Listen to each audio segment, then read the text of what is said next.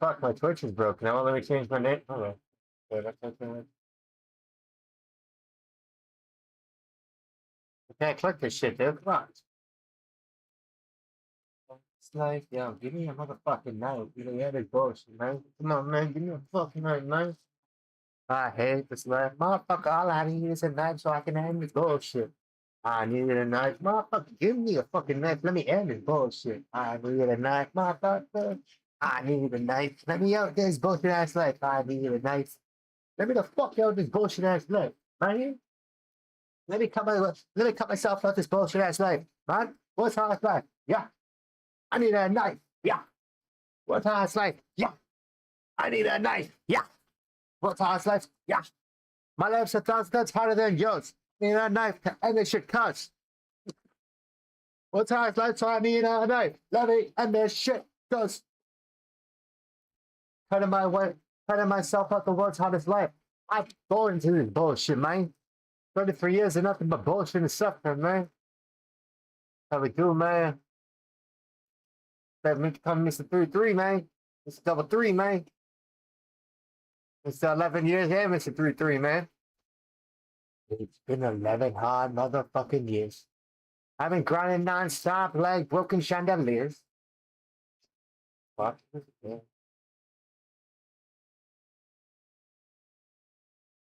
11. 11. What's going on this screen, dude? Holy. 11. It's been 11 Dave, so what's dark up? motherfucking years. Dale. What the fuck is that? Your capucha? That's your My capucha? bad. Oh, then throw it away. These motherfuckers have not worked for fucking 2 days because they don't have fucking air conditioning their stupid ass fucking trucks. What the fuck, dude? Put your head out of your fucking ass, dude. Put down the fucking windows, dude. You don't need air conditioning in your fucking truck. We're working outside. We're not working in your fucking truck, dude. You don't need air conditioning in your goddamn fucking truck, dude. Put down the fucking window, you dude. Oh, guys, sorry, the next 2 days are going to be off work because both of the work vehicles do not have air conditioning.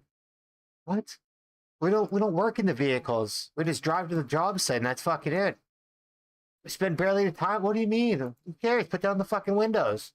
What do you mean, dude? Who cares? I didn't even know the vehicles had fucking air conditioning. You guys usually have the fucking windows up so everyone's fucking overheating. I didn't even know you guys had air conditioning. No air conditioning, guys. There's no air conditioning in the truck in Canada in springtime. So, we're gonna cancel work for the next 2 days, guys. There's no air conditioning in the truck. So we don't even work in the truck. We're landscapers. Yeah, I know. We want to be air conditioned when we're going from job site to job site. Well, we just put down the windows, right? The air conditioning fucking sucks dick. Only robots fucking use air conditioning in their fucking car. Everyone else fucking likes the summer breeze. No work for 2 days because my air conditioning in my car is to work. Yeah, we'll just put down the fucking windows, man. Like, enjoy the summer breeze. No work for 2 days because my air conditioning at work. Okay, man. Alright. Alright, man. Alright. Alright. Alright, man. Means more drinking time for me, baby. Fuck, man, this young generation doesn't want to fucking work at all, man. Holy fuck, man. These kids don't want to work at fucking all, man. Let me tell you that, man. Holy fuck, man.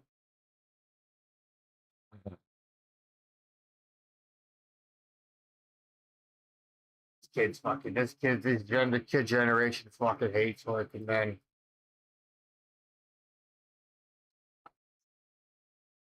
They need fucking AI, dude. Create a luring ring and anti-lure them. Oh, soup uploaded. Or something.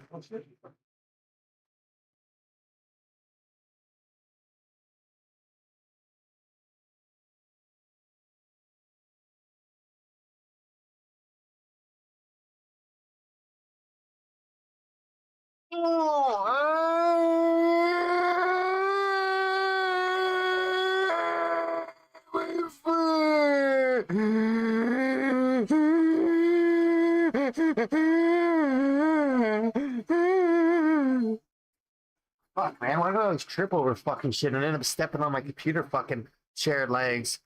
Fucking hurts because they're made out of fucking hard plastic. Oh my god, dude.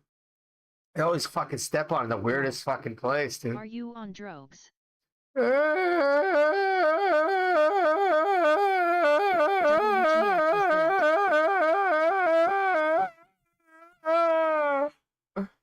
I hurt my foot. I hurt my foot. Jesus Christ. I hurt my foot. I'll pray for you, So dude. just this morning, we received a brand new quest, the Red Reef. Oh, don't worry, this God's is a not real, sailing so you're just quest. talking to your With fucking it, self, we man. received some really interesting new skilling methods.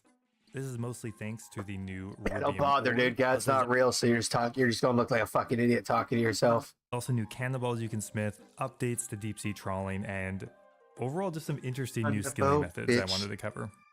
Okay, so let's start off Sailing with on what my I think will boat be that my a daddy stable bought new me. smithing training method, assuming the I price got a doesn't bad get bitch too and she bought expensive, and me that a is caddy. smithing incendiary No, he's not, cannonballs. dude. What the fuck, dude? Explain COVID, dude. Explain infants being born with fucking cancer and shit like that.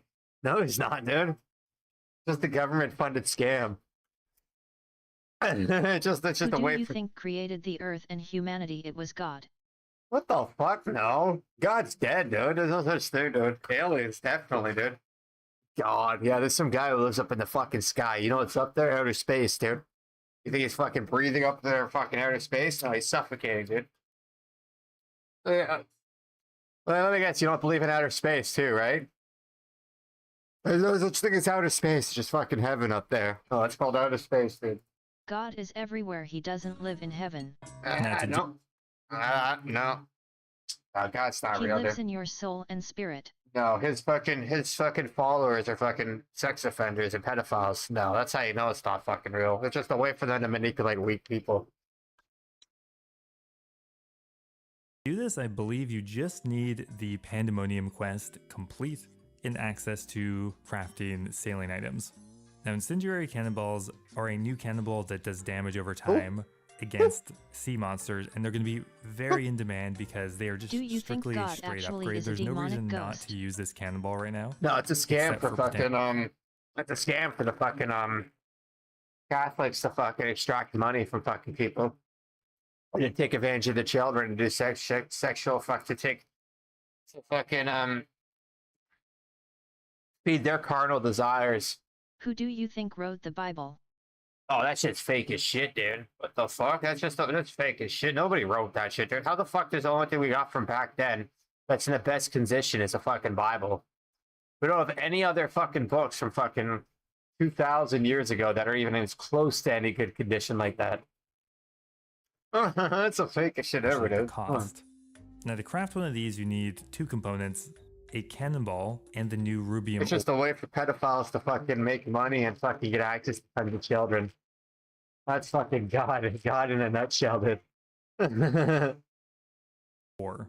Now, you craft these two at a time, but you need 10 rubium ore per 2 cannonballs. Now, you can mine the rubium ore, and we will get to that, but both of these components are just purchasable from the Grand Exchange. Now, what's really unique about smithing these particular cannonballs is both of the components are stackable. Cannonballs so are true, the stackable, Bible and is so probably is the just new some rubium fairy ore. tale written in This a book, means that you and can now just we go take it to an as some anvil words from and just God. park yourself down there. No, he doesn't, dude. Only stupid indefinitely. people. Only the stupid highest people level who don't know that they have free will and don't know that they're able to think for themselves take it as words from God. Everyone else knows they have fucking free will and they know God's fucking not real at all. Like, where the fuck was God during COVID-19? What was he just on fucking down in Florida taking a fucking vacation? No, he's not fucking real, dude. Like, come on, dude. Like Santa Claus. Like, Santa Claus is more fucking real than fucking God, your Lord and Savior. You think you would have fucking bipolar if God was real? No. God would fucking vanquish you of your fucking God fucking can save us chemical from the evils of imbalance. humanity. No, only yourself can, dude. God is the God fucking. put us here, but he can't intervene. No, that Catholic and Christian religion is the fucking is pure form of evil. The way that they fucking manipulate weak people, the way that they fucking take advantage of children. Oh, you want to join our church? Well, we need 10% of your yearly income. Why? I thought religion is free. Not this one. We're manipulating you, you fucking True. idiot. It's a scam, dude. No other religion asks you for fucking money. Cannonball you can make right now is Rune, and for some reason you just can't smith the dragon incendiary You are cannonballs smart. or chain Dude, shot. that's a I don't government-funded really know scam, why, dude. Just to Rune is the highest manipulate at level stupid ass 90. weak people who Now, can't this make their method own can get you thought up to choices in life. 225k per hour smithing, which is pretty good considering it's also very AFK. You don't have to move at all. You just have to click twice every Did minute. you get the coveted Although the jab? items are stackable, you can only do 28 actions No, I before got a you heart stop, condition. or 56 cannonballs. If you did, you that. are Right now not it's not smart, profitable, Dale. and I don't expect it to become profitable anytime soon No, because I got a think heart it is condition, so they wouldn't give me it. going to be a pretty appealing method, so this will be costly. Now, to do with Rune, you need 90 smithing, but with I got Advent, long QT, at heart 75, condition. you can get about 187k per Oh, hour. ooh. At level 55, you can do Mithril for about 150k per hour.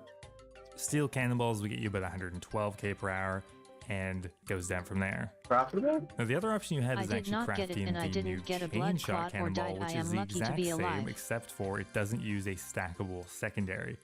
So to make these, you need to buy chains instead. The XP rates are hopefully similar, God but for probably keeping you shave alive. off It's your own 5% or willpower. something for banking. But But this is I'm so actually a thankful for profitable God method right now, for and can probably blessing remain me much and more keeping me cost-effective alive. due to the banking requirement. So actually a pretty solid new smithing option. Now today they also added in a new mining method, that being mining rubium rocks and geodes. Now this method I would say is kind of similar to infernal shale mining, being that it has multiple different ways to mine, which both give a higher XP and a lower XP method.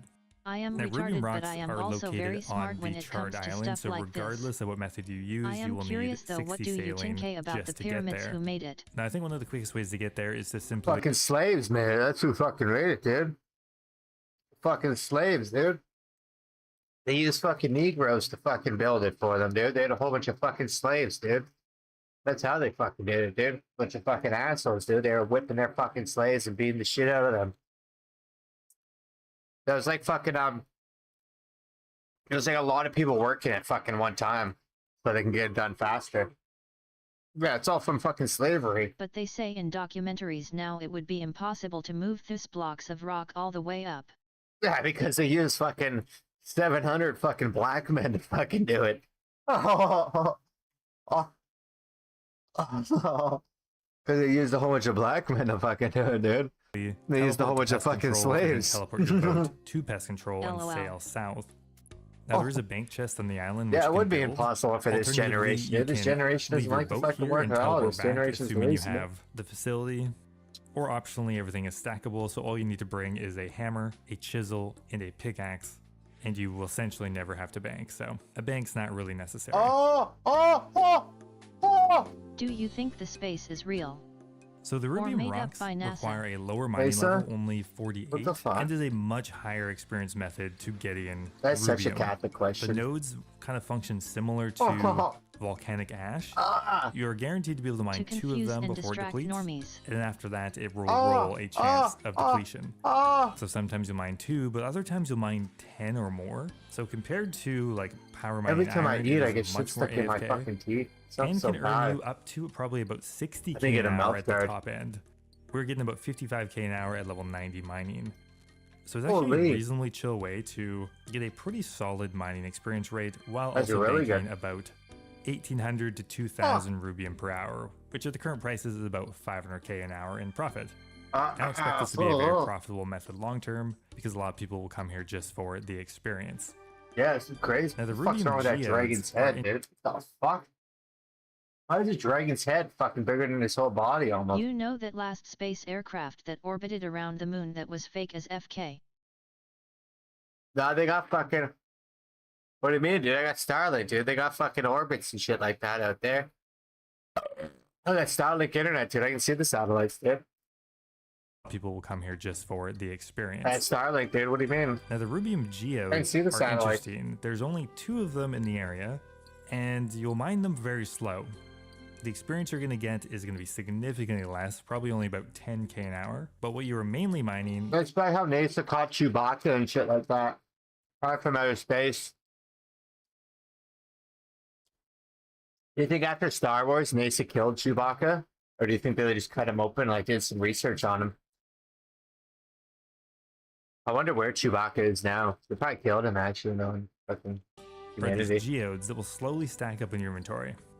Now you need to smash these open with a hammer and chisel, and due to these geodes, the amount of rubium you get per hour is going to be actually pretty similar to the rocks, but the XP is just much worse.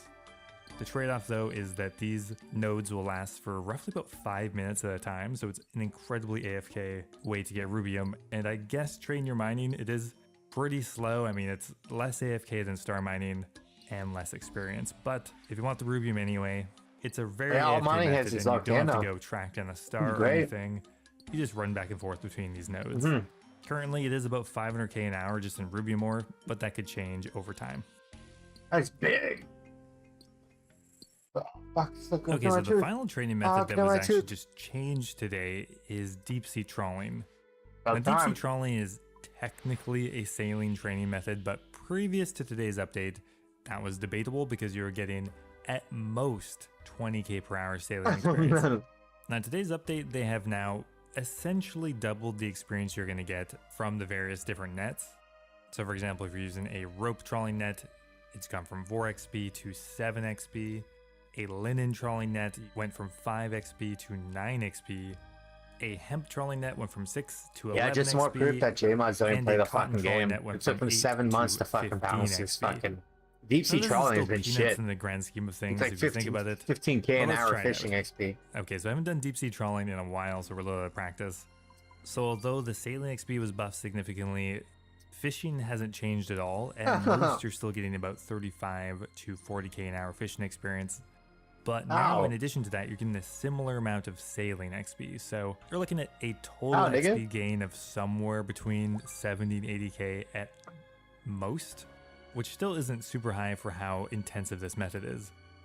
Now, another thing worth mentioning is they actually increased your default gather rate. Previously, it was a 4-tick action, now it is 3 ticks. This essentially does mean that the fishing experience was actually buffed a decent amount, because unless you were spam clicking your trawling net to bring it down to a 2-tick action, this will overall just get you more fish per hour and more experience. Another thing that they there's more proof that God isn't. If God was real, God would have fucking smited that whole. God would have blew up that whole fucking island. There's more proof that fucking God isn't real, man.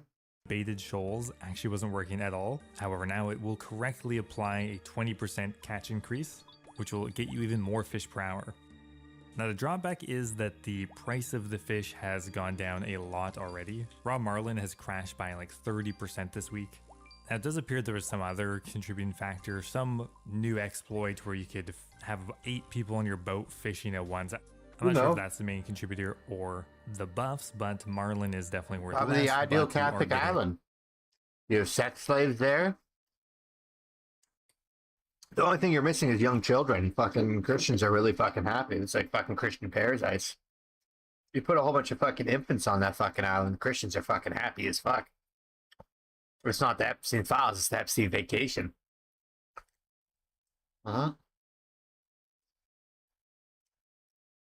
Oh. Bring back the Bob Ross hair. It's hair, dude. It's hair, dude. What do you mean? It's here, dude. It didn't leave, dude. It's hair. It's here, dude. Oh, you want me to grow it back? It's already here, dude. I didn't cut my hair. I can't even find my scissors if I wanted to cut my hair.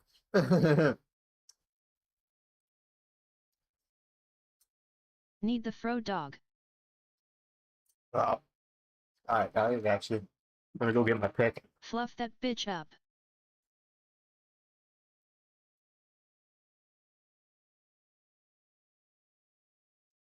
Oh.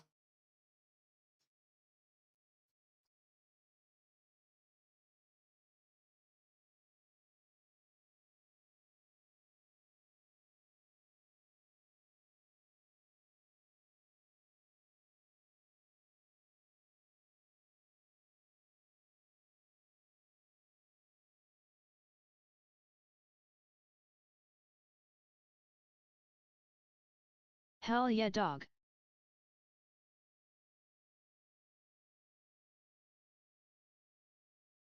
Hair is fucking pushed down so fucking bad, dude. Hold on, it's gonna take me a bit to pull it up, but I got you, dog. My hair is so far pushed down.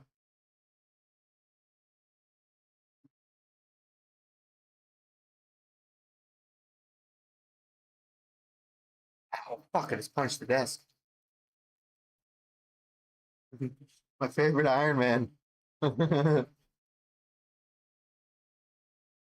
shit, this side's kind of fucked up.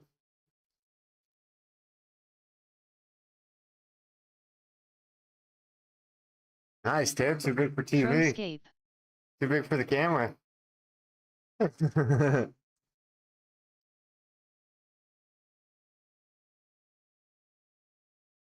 more per hour. Now currently my take on this method is it is still very clunky. I know they are going to be adding in some fixes for the interface which will make it a lot better, but messing around with this interface still feels pretty old school and not in the good way. Now I think with the XP buffs, this has just put the method in the territory of viable for someone who actually wants to train, because That's right just now probably the only guy on sea. It's probably the only guy sailing. You're probably getting somewhere between 30 and 35k XP in both sailing and fishing, and you're making probably 2.5 mil an hour from Marlin. So it's not a half bad method if you're in it for the profit, but it does make you work for it. Anyway guys, that's it for today's video. Thanks for watching. It makes no fucking sense at all. They're releasing fucking sailing fixes like 6 months too late. Questions like, does where the fuck were you guys, dude? help you get it Did you guys take a break or something? Did you guys just release a skill and take a break? Actually work? Can this blue party hat that was never meant to be picked up be picked up? These myths and more are getting confirmed or busted.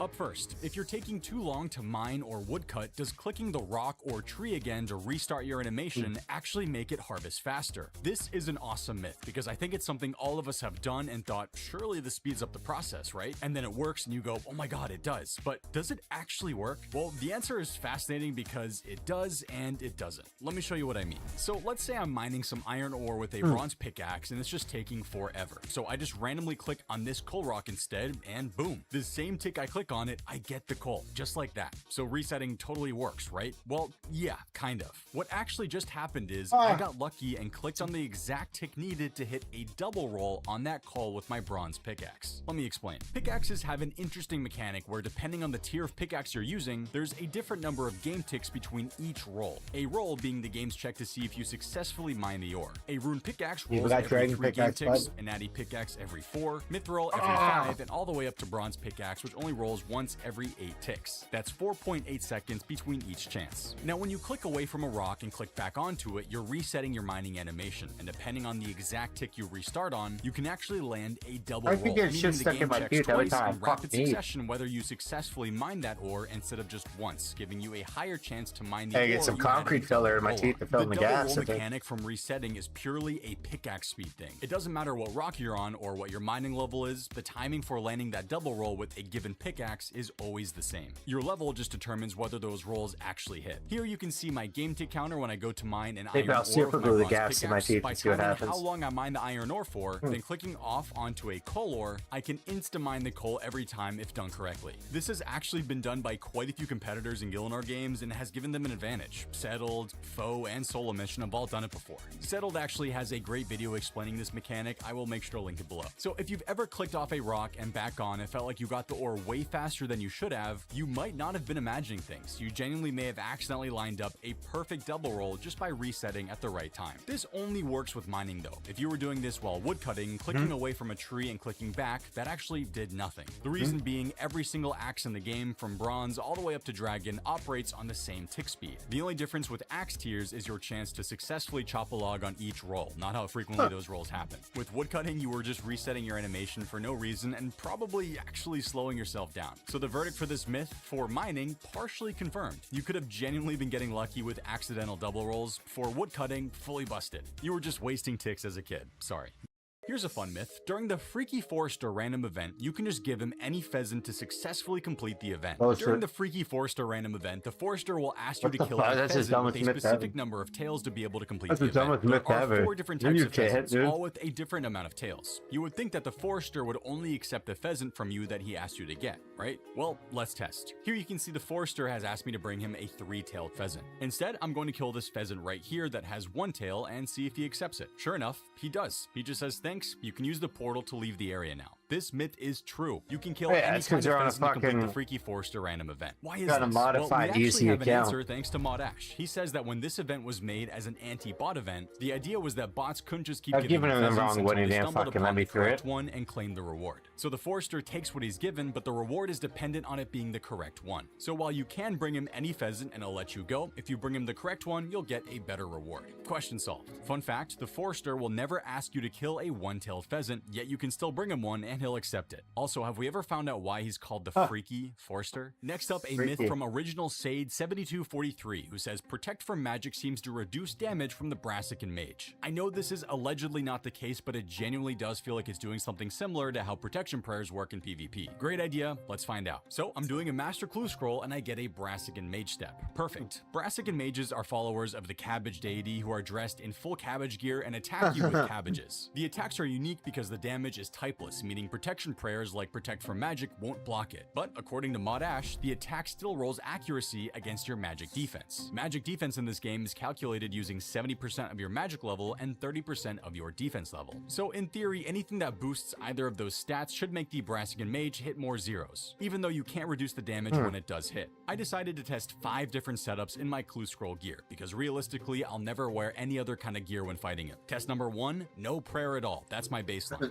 Test number 2, I'll use Protect from Magic to test the original myth. Number 3, I'll use the Rigor Prayer, which boosts my defense level by 25%. For number 4, I'll use a Saturated Heart, which boosts my magic level. And then test number 5, I'll use both Rigor and a Saturated Heart together to see if they stack. Now, the Favorite Iron problem Man, is, dude. how do I've I been playing actually Iron track Man, this? dude, I on need to leagues, record man. every single attack the Brassican Mage throws at me, including the misses, the zeros. Unfortunately, I couldn't find a RuneLite plugin that exists that tracks this for me, so I quickly cooked up my own plugin called Hitsplat Tracker that records every single incoming hit splat, hits and misses. As you can see here, we've got some cool numbers on screen showing things like hits and misses, percent of the time that numbers. he hits me, etc. And then on the sidebar, it automatically updates showing every hit and how Oh, much it shit, hits. okay. That way I don't have to type out 580 each KC at individual Gauntlet number now. myself and probably lose track and get really bored. So for You did it to honestly an yourself, embarrassingly man. long time, I just tanked thousands of I hits wish you from the could say I Brassican feel Mage bad and for you, just but stood you there, did. taking it all for the name of science. Thankfully, it was a pretty chill Yeah, process. you did it just to eat when I yourself, got low man. and let the plugin track all Know the what you numbers signed for up me. for. I tanked a lot of Brassican Mage hits, over 5,000 attacks across all 5 tests. Here are the results. So for the baseline test where I use no prayers and no saturated heart, I was hit by the mage 43.7% of the time. 494 hits, 637 misses. Keep in mind that there's no possible damage reduction here, but rather we're trying to reduce the amount of times he actually hits me, so the more zeros, the better.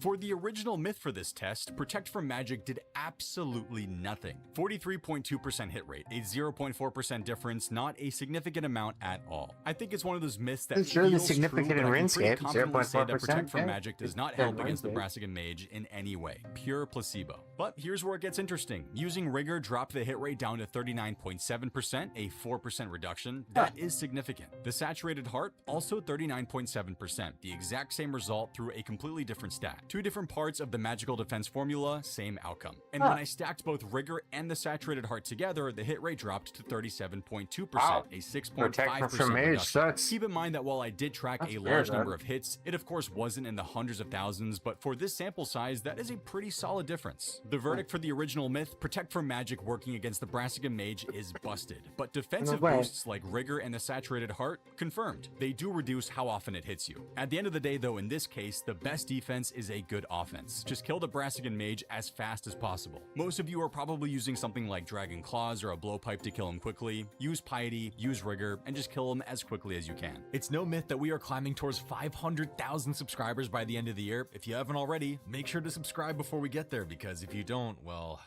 You don't want to know. The next myth comes from a channel viewer called Bodhi. He says that a recent update made getting spices from Evil Dave's basement way faster. With this update, what's now the best way to obtain 4-dose spices to help you boost your skills? Catching the hell rats or killing the hell rat behemoths? In Evil Dave's basement in Edgeville, you can catch hell rats, which give you 4 different types of spices. These spices can be added to a stew, which when eaten will randomly boost certain skills. Everyone who has played Iron Man has spent time at this place, probably longer than you wanted to. There was an update not too long ago that made catching these rats with your cat I remember spending fucking months there just for recipe for disaster, dude. Yeah, fuck this shit, dude. Fuck this stupid fucking basement, or fuck Bob, or whoever fucking basement this fucking is. I fucking hate it. This is the hardest part of recipe for disaster, because it's all fucking luck.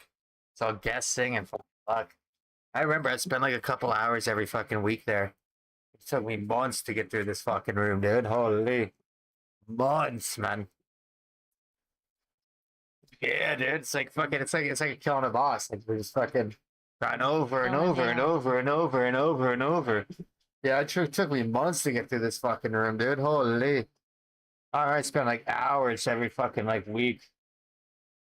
Fuck this dumbass fucking room, dude. 1, you can now move around the room while your cat is chasing a rat. 2, your cat now moves way quicker to catch First the off, rat. it took my fucking cat forever to fucking be able to catch a rat. The rats would always fucking run away. And when we catch it, we'd always get the fucking wrong fucking mixture.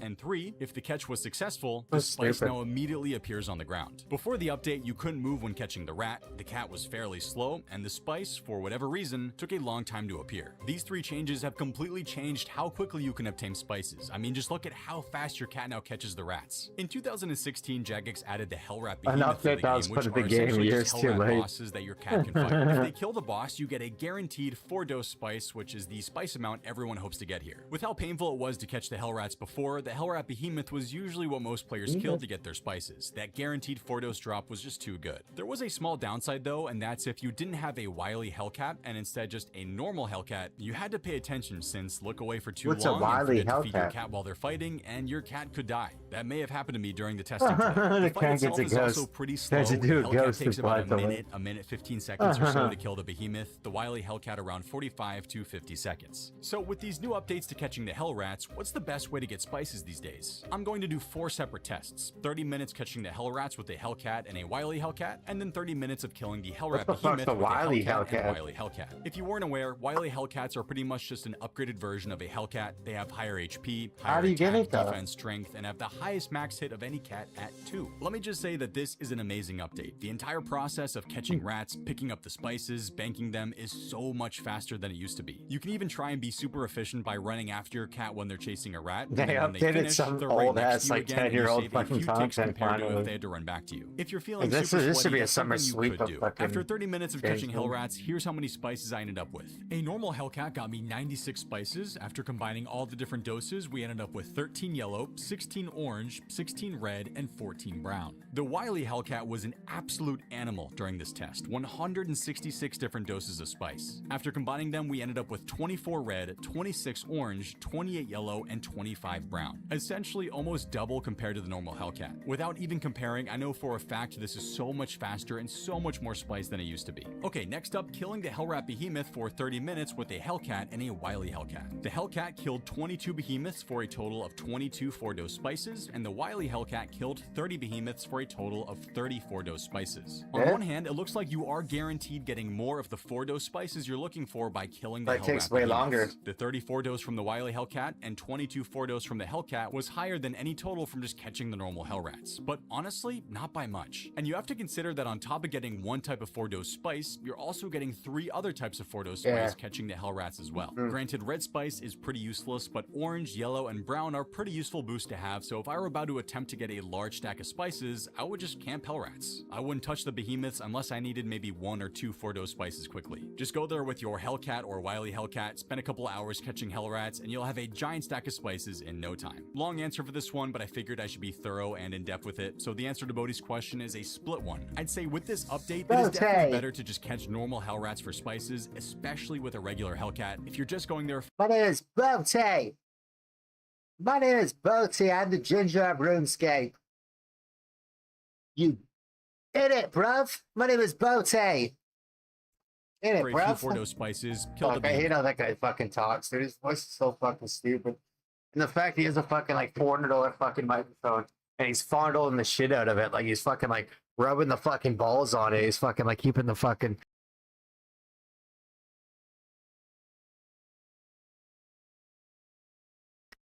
It's so funny because he fucking just fondles the fucking bottom of it and he just fucking keeps it like right at his fucking mouth when it's like a fucking $400 fucking micro. And that shit can pick up anything in the fucking room. You don't even that close, dude. Calm down. If you need to stack up a ton of spices, it's by far better to kill You them. can tell Bodhi sucks good dick though, dude. I bet he rubs the fucking balls when he fucking sucks the dick too. You can just tell by how he uses the microphone, dude.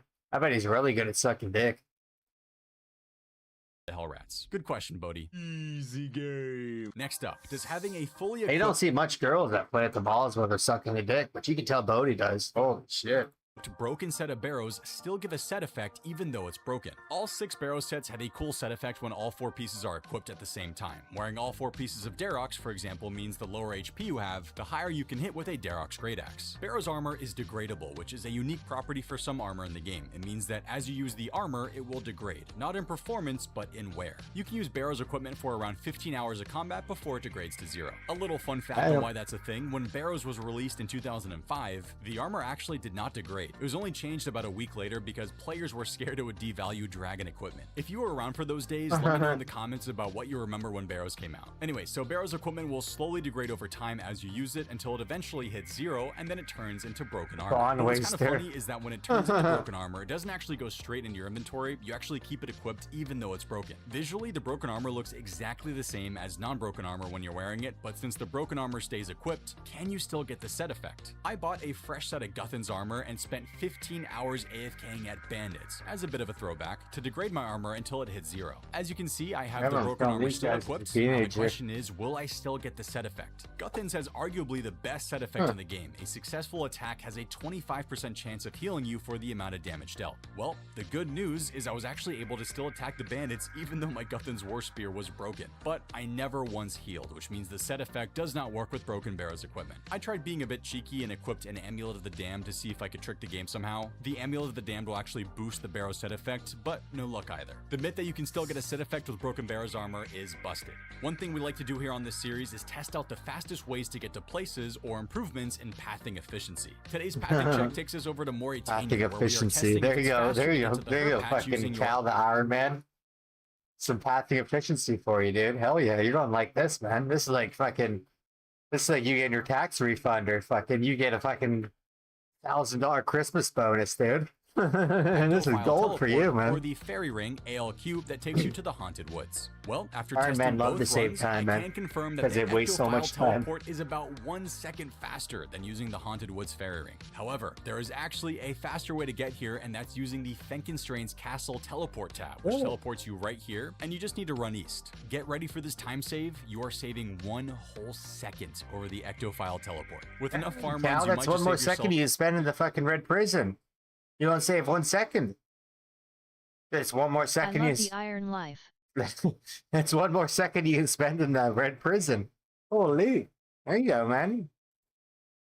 hours over the course of your RuneScape career with these seconds you could be saving here. Have you ever wondered why the Draenor Manor Bank has this weird white texture in the corner? Well, it was actually added all the way back in 2005, and it has to do with the infamous Draenor Bank robbery by the Wise Old Man. If you talk to the bank guard here, you can watch the cutscene which shows the Wise Old Man destroying the bank's wall. He kills 2 bankers and then attacks the other witnesses on the other side of the bank booth. Now, one of the players is called Elfinlocks, who drops a blue party hat on the ground when she dies. One popular myth that was around for a long time was that there was somehow a way to actually get into the cutscene and get the blue party hat. It shouldn't have been possible to get. This was a cutscene and your player has nothing to do with it. But I had a memory back around 15 years ago of watching a guy on YouTube break into the cutscene and grab the blue party hat off the ground. And after a bit of digging, I found the video. Uploaded on October 17th, 2010, the video shows the infamous bug abuse group Hacks Unit breaking into the cutscene, moving around the area, watching all the cutscene events unfold, talking, and eventually picking up the blue party hat off the ground when it spawned. He successfully got got it into his inventory. So it was possible to do, but how? Well, while I'm not 100% certain, I have an idea of how it may have worked using something called PAFT. PAFT stands for Personalized Area Force Teleport. It was a glitch technique from the bug abuse and glitch community back in the day that exploited how the game handles instanced areas and coordinate-based teleportation. As you know, RuneScape is full of cutscenes and instanced areas like your player-owned house or in RS3 dungeoneering floors that don't exist in their own dimension, but rather are on a specific tile coordinate on the game map. When you enter a cutscene or instanced area, the game creates a temporary personal area at certain coordinates and force teleports you into it. PAFT glitch worked by manipulating this system. If you could trigger a force teleport to specific coordinates and a different instance, like someone else's cutscene, happened to be occupying those same coordinates at that moment, the game would teleport you into their instance instead. So for the Wise Old Man cutscene, someone watching the bank robbery recording would have their cutscene instance created at a set of coordinates, and a second player using a PAFT method could force themselves into those same coordinates, getting themselves inside of the cutscene as a player rather than a spectator. Pulling off a PAFT included things like stalls, teleporting at exact moments, and exploiting the coordinate overlap between different instance content. As you can see in this video, there's a green dot which indicates this person had a friend who was the spectator of the cutscene, and then the guy running around freely had managed to PAFT himself into the cutscene using the method I just explained. And that's why he's able to freely run around and eventually grab the blue party hat off the ground. Now you might be thinking, these guys probably made absurd amounts of money abusing the glitch. Well, the funny thing is, this was actually a fake blue party hat that Jagex used for the cutscene. The party hat they got was technically a different item ID than a real blue party hat. It couldn't be worn or traded, and you'd get the message saying, please send a bug report to Jagex and tell them how you got that hat. So this myth is confirmed. There was once a way to get into the Draenor bank robbery cutscene and get the blue party hat for yourself. This method has long since been patched, but knowing the spaghetti code that makes up old school, there's probably still a way to do it. If you have any myths, tests, or theories that you think I should try out for the next RuneScape Mythbusters episode, make sure to leave it in the comments or shoot me a DM on my socials. I have 6 other RuneScape Mythbusting episodes to watch if you're craving some more of this content. You can check out the playlist for it in the description of this video. And of course, don't forget to use my Raid Shadow Legends link.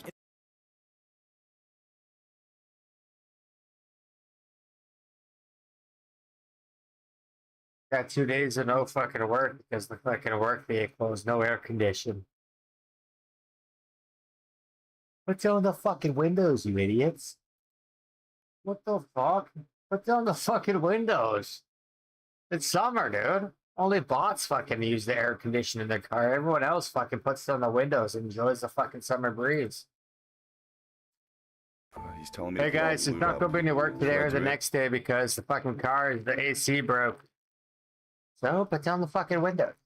What do you mean AC? What? AC? We don't even work in the car. We work on the fucking property. What do you mean the AC broke? Who cares, dude? Put down the fucking window. Pip, should I do it? This is like, I'm risking like 2 bill here. I don't know about this. I think this is not gonna work, but I'm gonna try it anyways. Fold. Nope. I got him! I got him! I got him! I got him! I got him! I got him! I got him! I got him! It worked, dude! I got him! Warning. The stunts in this movie were performed by professionals, so for your safety and the protection of those around you, do not attempt any of the stunts you're about to see. I think that's some Jackass.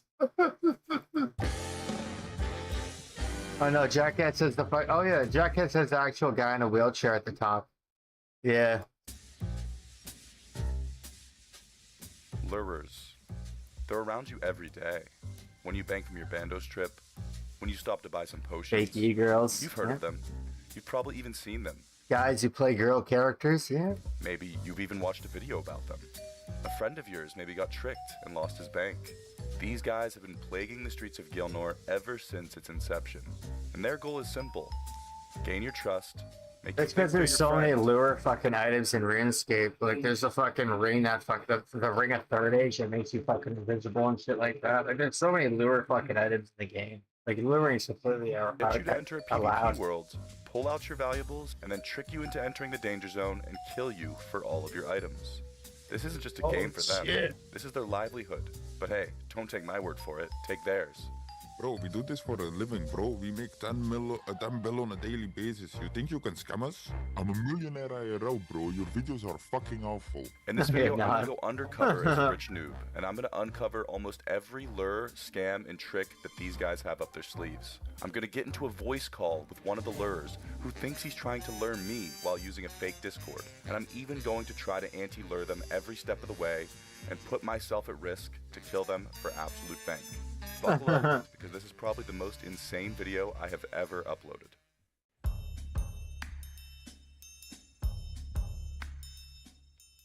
Much like many of you who clicked this video, I personally am a huge fan of anti-luring videos on YouTube. Recently, West Ham and Pip have both uploaded some insane videos and actually managed to take the lures down for massive bank loot. The intel I've learned from those videos is that the lurers use scout bots at the Grand Exchange. They hop through the world trying to find people in excessive risk, and whenever they find somebody risking bank, they approach them and try to get them to fall for the lure. I knew this, so I traded a twisted bow and some newbie gear to my alt, Tom Has Died, and I waited at the Grand Exchange, and in under 10 minutes, a lurer found me, and we were already underway. Oh, I think it's happening. It's literally happening. By the way, yo, Tom Has Died. Yeah. That's one of that looks like it went on. Oh my god. No way that fast. It's been 8 minutes. Oh, he logged out. Yeah, they have scout bots. I should have traded him back instantly. Fuck. That's what they do. They AFK check you, huh? But look, this guy's talking to me. Nope, see? Yo, On the other account. Tom Has Died, yo. Here, Takis, free gear. Takis? I love Takis. Those are gas. They are gas. What if he gives you Takis? Oh no, guys, it's actually happening. I'm not ready to do this. I'm not ready. Like, 50 mil. I just finished gearing the main. I'm not ready. 50 Yeah, they have mil? scout bots there. They're on that shit What instantly. S up, I'm going to be man? doing a lot of voiceovers and explaining in this Oh, video, what up, but watch server? how many people are Ready in to on the climb. lure at the Grand Exchange. We counted almost 7 accounts warning us about the lure, but they warn you about the wrong part. They tell you not to click the teleport in the trade, but that's the fake lure. They're Just thank you, Jers. They took our Jers. Thank you, Jers. They took our Jers. They took our Jers. actually going to be using Just a chilling, trade stall drinking, to try and watching get some us YouTube. I'm to gonna play some Runescape after this. No, this could be it. There's just some cool videos that are uploaded today, so I want to check those out. I am. I'm not ready. Like we literally just started, bro. You're about to get lured, bro. Bank your gear. Is this guy in on it? You realize what he's doing. Tom, you realize what he's doing, right? He's a green helm. Yeah, they're all gonna try to get me out of here now. Don't have work today or tomorrow because the air conditioning in that work truck Oh my broke god, they've got like 5 accounts. Bro, just act stupid till you get the stuff. in Canada in spring. They're all in on it. The air condition, the work truck doesn't work. Although we don't work in the truck, we do landscaping. So the boss is gonna call off 2 days of work because the air condition in the truck doesn't work. Put down the fucking windows. What the fuck? Dude, we got windows in the truck. Put down.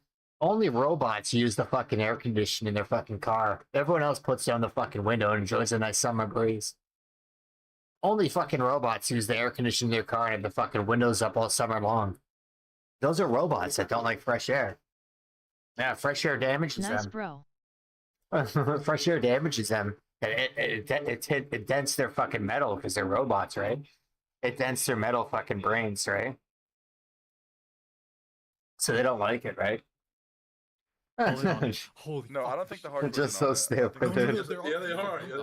Meat is He said free. don't click scepter. He said don't click scepter. Yeah, they're using Iron Man Staff and is one hardcore to click. make it look legit. Just dip when you get the stuff, Yeah, bro. Oh, they all of are. them They're that say conditioning staff me. is They one are. click. They are. Bro, You're right. how many accounts? They're Dude, already- they've talked on like 7 accounts by They the way. actually This is an have. operation. Welcome, sir.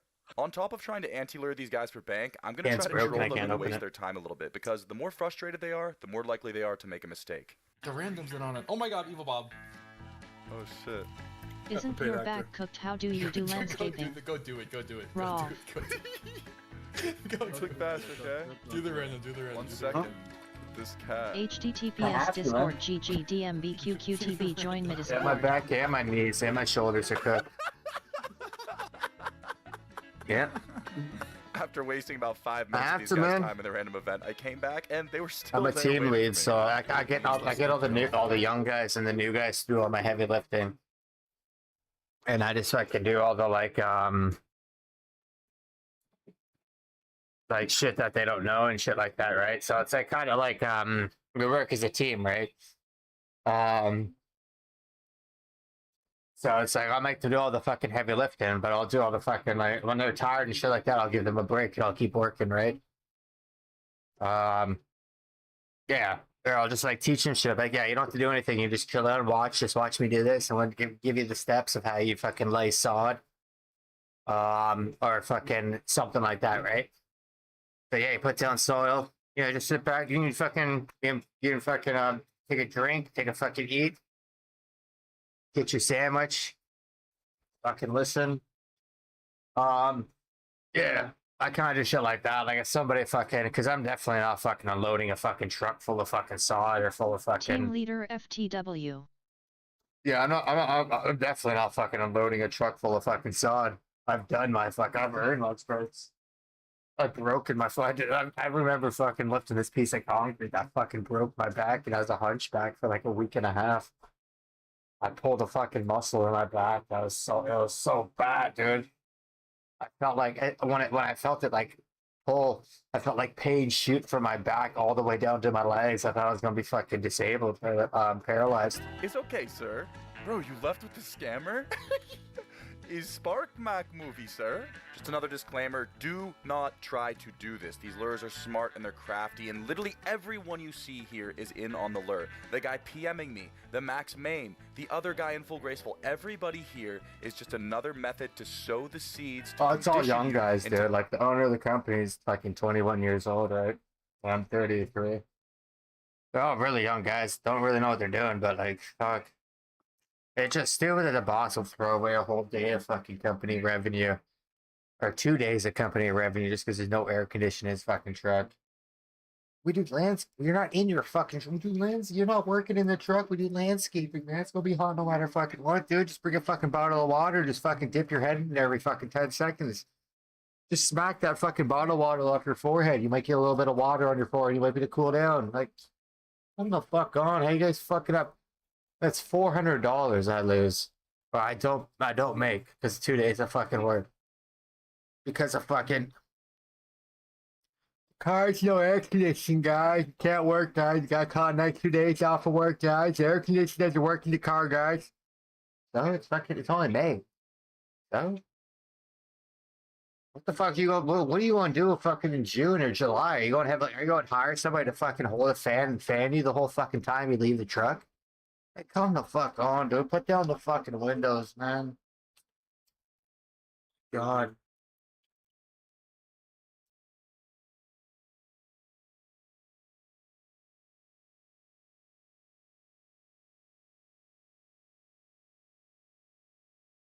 Thinking that the lure is something in which it's not. The lure has nothing to do with the teleports, it has nothing to do with the seed pod. It's all about trade stalling in PvP and pushing your character into the PvP zone. So the lure progresses and they bring me upstairs in Lumbridge Bank. It's because this is an easy bank to swing you out of through these 2 doors here, and it's not easy for them to get rushed because it's a straight hallway with lots of obstacles. They would see any threats coming and be able to log out or teleport. Basically, they do a fake lure in front of you, and you're led to believe that the Max Main who had full Ancestral and a Shadow just successfully anti-lured them, and now you are supposed to think that you could do the same thing. I'm going to be using some advanced techniques that I learned from West Ham, like wearing a Ring of Dueling so I can always teleport, and hiding my eat animation by picking up an item in the same tick as eating so that they won't know that I'm actually full HP. Dude, I just gave myself fast as fuck, boy. That's a cool trick. That was faster than him. You can pick up and eat at the same time so you hide your fucking eat animation. That's a cool fucking little feature. Hey, they think I'm low. I think they put in fucking. I think they know about luring. Like luring is not a bannable offense. You're allowed to lure people because it's like fucking. It's a different way to play the game. But there's so many anti-lure fucking items and shit like that. But there's way more fucking lure items, like the Ring of Third Age that makes you fucking invisible. And there's like the Ring of Stone that turns you into fucking stones. Or turns you into fucking like ore, or fucking mineable ore. Or you know what I mean? Yeah. Yeah, but you're gonna have to go. Luring's part of the fucking game, dude. Don't be quick. He's going to be good video. We look cool. Cool. Dude, this guy's pissing me off. There's too much. Like, this is overstimulating. Like, is that what they're trying to do? Like, they're trying to... Like, I'm getting warned that it's a lure by so many people, bro. I'm gonna make us on it. Y'all are being scammed, lol. Another guy. I don't even know. RXE might not even be in on it.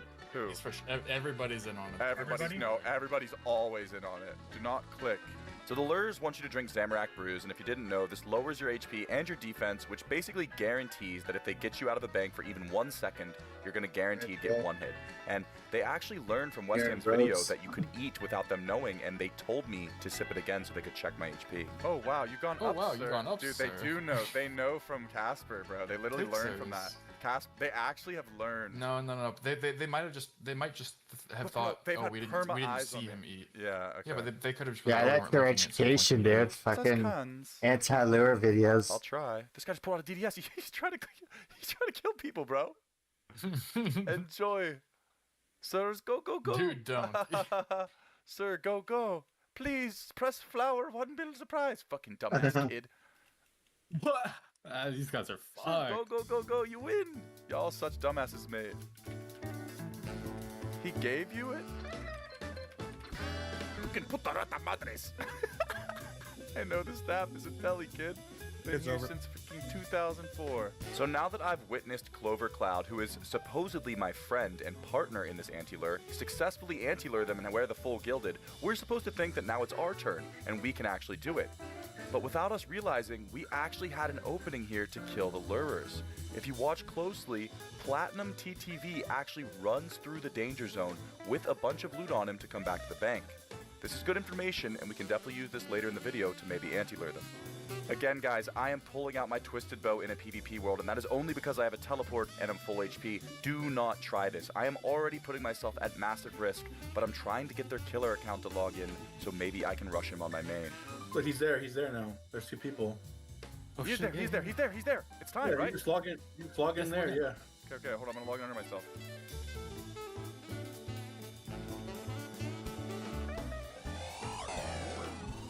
Fuck. I should TV'd first, maybe. I mean, it's cooked either way. It's 1,000. It's cooked. It's 1 tile. They're being so careful now. That's why they do it right here. You can't rush it at all. Dude, imagine if we could shut the door. So our first lure was a bust. We did not actually get any loot, and they didn't even trade us any GP to gain our trust, but we did learn a few things. We learned that the bait account might run through a PvP zone risking some GP, and we learned that the killer account might be able to die if we're able to somehow one-hit him. I cooked up a setup after this, and we decided that using full Inquisitor would give me a high max hit and give me more accuracy on my Granite Maul. So maybe I could just go for a huge Voidwaker Maul stack and one-hit him for approximately 1 bill GP. Luckily, I have more accounts, and we're gonna go back to the GE and see if we can bait some other lures. Me too. Oh, I'm getting fucking lured. Oh my god, that's already. Could you buy me 13k flax? Okay, I think it's a different group. It's a different group, right? Yes. This is them. This is the one that West Ham got lured by. It's a different group? One thing we learned is that there are actual multiple different luring groups. As far as I know, there's 3 to 4 different groups of lures who use similar scripts and tactics. Oh, dude, we had to the past 2 days. We weren't fucking, like, today and tomorrow we're not working because the fucking work vehicle has no fucking air condition. Like, so nobody fucking, only robots use the fucking air conditioning in summer. Everyone else, or spring, everyone else puts down their fucking window and enjoys the nice fucking breeze. Who the fuck cares about the air conditioning in their fucking car, dude? You got windows in your car, don't you? You got a sunroof in your fucking car. Like, they got a truck with a sunroof and fucking windows. Like, what do you mean? Put down the windows. Nobody needs AC. Exactly.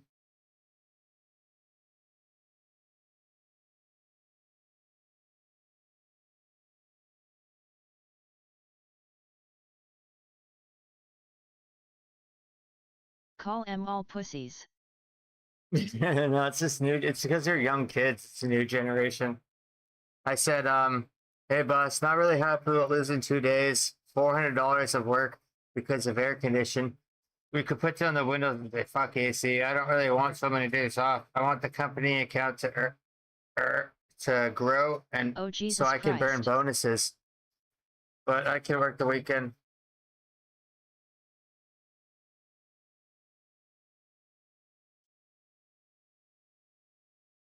Yeah, I shouldn't have even send that message like that. Yeah, they canceled 2 days of work because the fucking company vehicle didn't have air conditioning. What the fuck do you mean? We're landscape. We work out. We don't work in the vehicle. We work on the fucking property. We're not fucking. It's so your boss doesn't get fucked if a worker complains your boss is just No, covering his ass. not really, dude. Because he doesn't give us water or anything. No, it's just for his luxury. No, it's for his luxury, dude. He doesn't give us water and shit like he should. No, it's not that. It's not. It's not worried about us overheating. This is a new group, and they're different from the one that we just tried. It's been about 35 I prefer the minutes since windows first group fucking tried, down than the AC, and the want you windows to up and the remember this AC on. RSN right here. Dry Buns. This is the first guy from this group to interact with me, and it's going to be very important. That's how later in you the make video, friends so with like really- other drivers and shit. Like if your windows are down, like you can see other people with like fucking topless vehicles. You can see hot chicks driving with their windows down. Or like you just like wave at them and shit like that. If your windows are up and your air conditioning's on, you're not social at all with other drivers. You're just like you're like a robot, dude. Dude, if I get in a fucking car and somebody puts up all the windows and it's a hot summer day and they turn on the AC, I'm like, what the fuck are you doing? Let's enjoy the breeze, dude. Come on.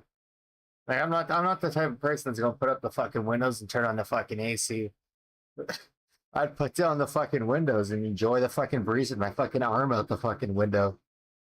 Like it's just so I dumb, want you dude. guys to remember this name. I This- never use people- the Don't AC. you, bro? Well, People you are so anyways. fucking entitled, dude. Just kind of bank standing. This was my brother's Never mind. hardcore, but That's an Iron Man. I don't really know what to do.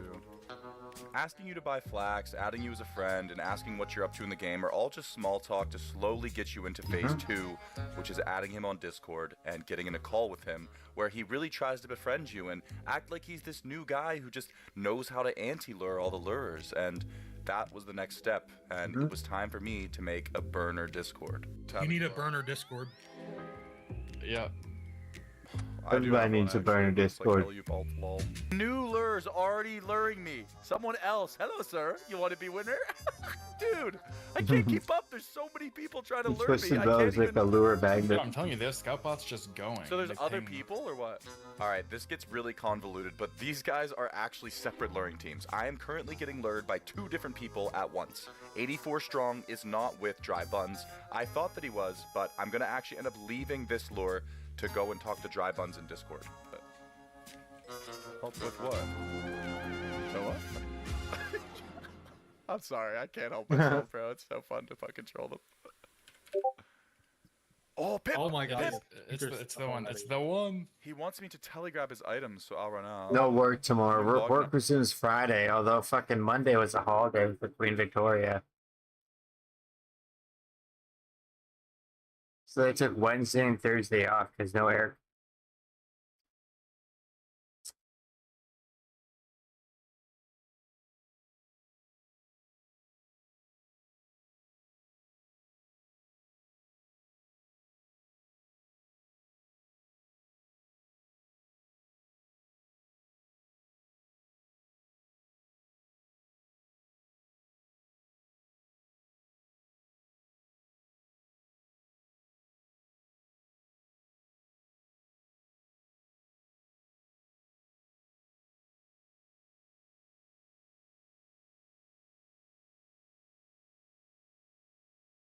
It's so stupid, dude. It throws away Naked 2 and loot perfectly everything he good drops. days that are all Dude, no, planned I'm out. getting lured by 2 different people right now. Fucking Like, jobs are all planned out and shit just throws them away.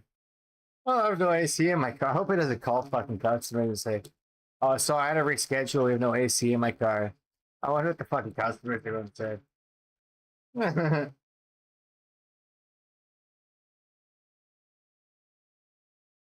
I think so. Yeah, do the these guys are trying to lure me, and I'm getting lured on Discord too. Like, how is there this many of them out there? It's lucrative, I guess. It must be lucrative if there's this many fucking people.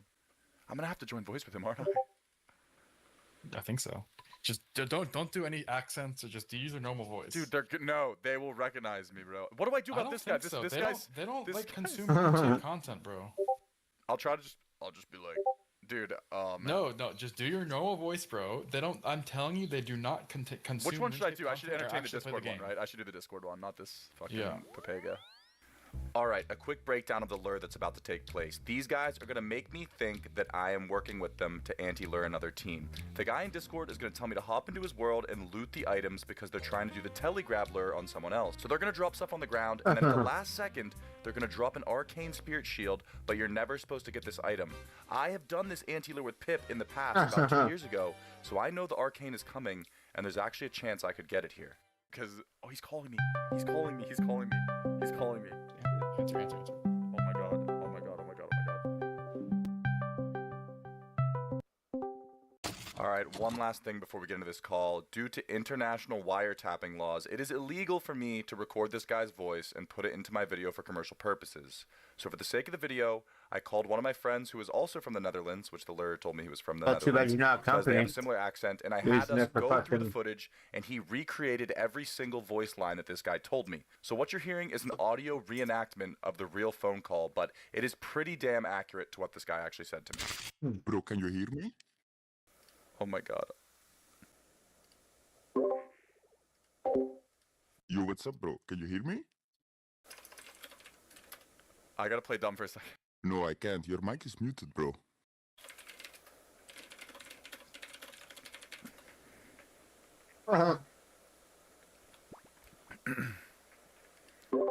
Hello? Hello? Hello? Yo, what's up? What's up? Can you hear me, bro? Can you hear me? Yeah, I can hear you.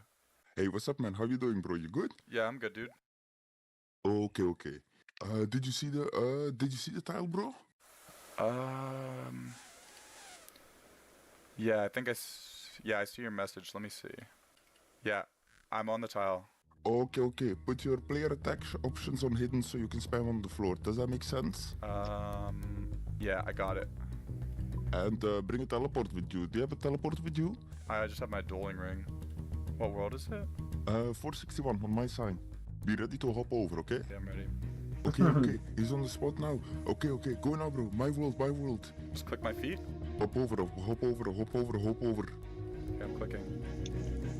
Oh, he's dropping, he's dropping, he's Look at dropping. arcane, arcane. Oh, arcane shit, arcane I'm shit. getting attacked, I'm getting teleport. Oh my god. Oh, teleport, teleport. Teleport, teleport, teleport, bro. Oh, I didn't get it. Oh my god, did you get it, bro? I didn't get it. I only got the whip. Fuck, bro. No fucking way, bro. He moved and dropped it, bro. Did you see that? Oh my god, dude, I even clicked too. I even clicked. Oh my gosh. I think if I had better ping or if I simply had PID, I literally would be 130 mil these richer. No, that's not even on his And I fucking could've made tile. up- You weren't even clicking his fucking tile at all until after when the guy picked it up. Or if I simply had PID, I literally No, you're clicking this tile. There's this wouldn't you tile, be this tile, and surprised? this tile. You're clicking the wrong fucking tile. Completely the wrong tile. would be 130 mil richer right here. And I could have made off with the arcane Yeah, spirit probably shield. fucking, Unfortunately, you can see I yellow clicked South like twice. American. If those were red clicks, maybe I would have got it. Now it's time for the lures to guilt There's a trip you and make you Pakistani think gold that you farm. messed up, and which kind of sows You wanna the watch seeds a that Pakistani gold farm?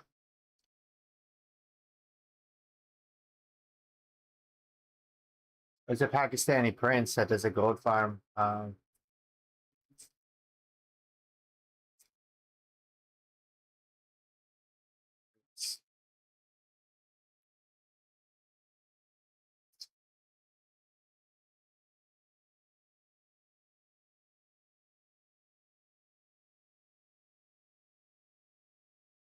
Gold farm prince.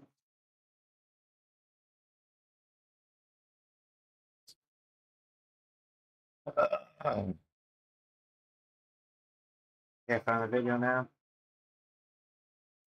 Yeah, it's just the same shit over and over.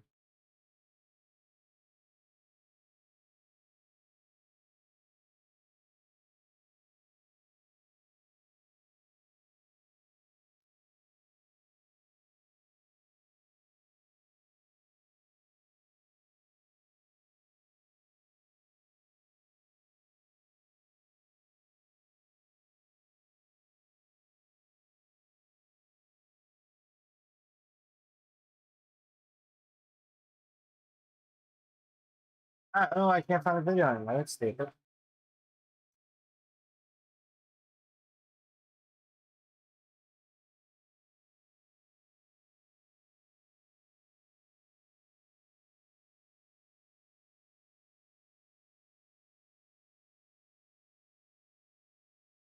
Watch some Australia videos, guys.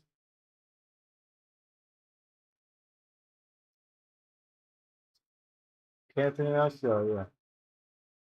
Camping is an extremely popular activity all across the world, and as time goes on, camping just seems to get more and more popular. But there's a lot more to it than just sleeping on the ground and drinking beer. So in this video, I'll be going through everything that you need to know about camping and some of the most important aspects. Anyway, that's enough waffle, let's get straight into it, starting off with accommodation. Now, as with any hobby, you can either do it expensively or do it dirt cheap. And when it comes to camping, that's absolutely no different. Now, the most expensive way would have to be with a camper van or caravan, easily costing into the hundreds of thousands of dollars. Now, yes, you can get a cheap caravan and rent a camper van, but it's still going to be the most expensive way anyway. Now, the benefits of having a camper van slash caravan include having your own toilet, sometimes your own shower, and your own comfortable bed away from the elements and off the ground. But camper vans are horrible to drive, and if you have a caravan, you'll make more enemies on the way to the campsite by clogging up all the roads and sticking to 20k's under the speed limit the whole way there. Then you'll make friends in your entire lifetime. So personally, I wouldn't recommend it. Now, the best of both worlds would probably be a camper trailer, but they're not cheap either. Now, a trend I'm seeing more and more these days, which is cheaper than a camper trailer, has to be the rooftop tent. Now, the rooftop tent is a great invention. However, it does have some drawbacks. It absolutely ruins your fuel economy, and when you're 10 beers deep, as most people are at all times on a camping trip, it's very hard to get up and down from the roof of the vehicle. So, of course, the next option would have to be the tent. Now, if you've been camping, you should know that the golden rule is to always set up your sleeping arrangements before you start drinking, and preferably when the sun is still up. If you ever go camping,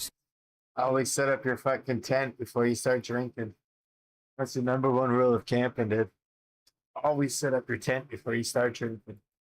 Camping trip, I made the fatal mistake of pulling up to the campsite, whipping out the foldable chair, and going hog wild on the Carlton drafts. And about 8 beers later, the sun had gone down, and I still had to set up my tent. So about an hour and 2 more beers later, I finally had my tent set up on a 45-degree angle, and I slept like a baby for about 20 minutes at a time until I had to shuffle my mattress back up to the top of the tent as it kept sliding down. Now, there is a solution to this conundrum. You can either get a swag, which is much easier and much more simple to put up, or of course you can check in at the 1,000-star hotel. Now, what's the 1,000-star hotel? That just means lying out in the open. The 1,000-star hotel is an optional mattress experience, and while a 5-star hotel is usually pretty expensive, a 1,000-star hotel is extremely cheap, often costing nothing. Anyway, that's your accommodation options when you're out camping. But before we move on to our next topic, I'm trying to hit 200,000 subscribers on this channel this year, so if you could help a brother out and press the subscribe button, it really helps me out, and it's free. I mean, just look how many of you guys watch these videos and aren't subscribed.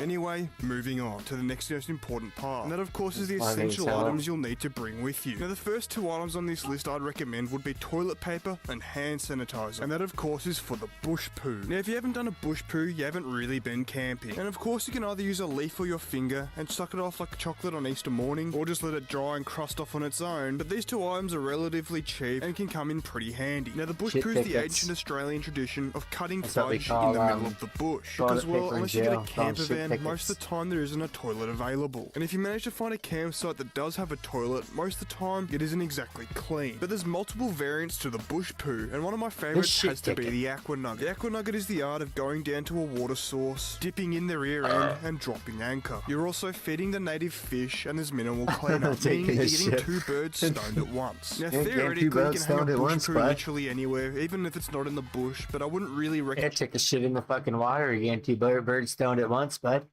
You're feeding the fucking fish and you're fucking relieving your asshole, right? I know we need more open fucking parts of water so you can just shit in them. Recommend it, but as they say, there should be like fucking jets or like fucking whales, and then that should fucking bidet your asshole. It just launch fucking air at your ass, or just launch water to your asshole. So, just since you've done that good deed for them.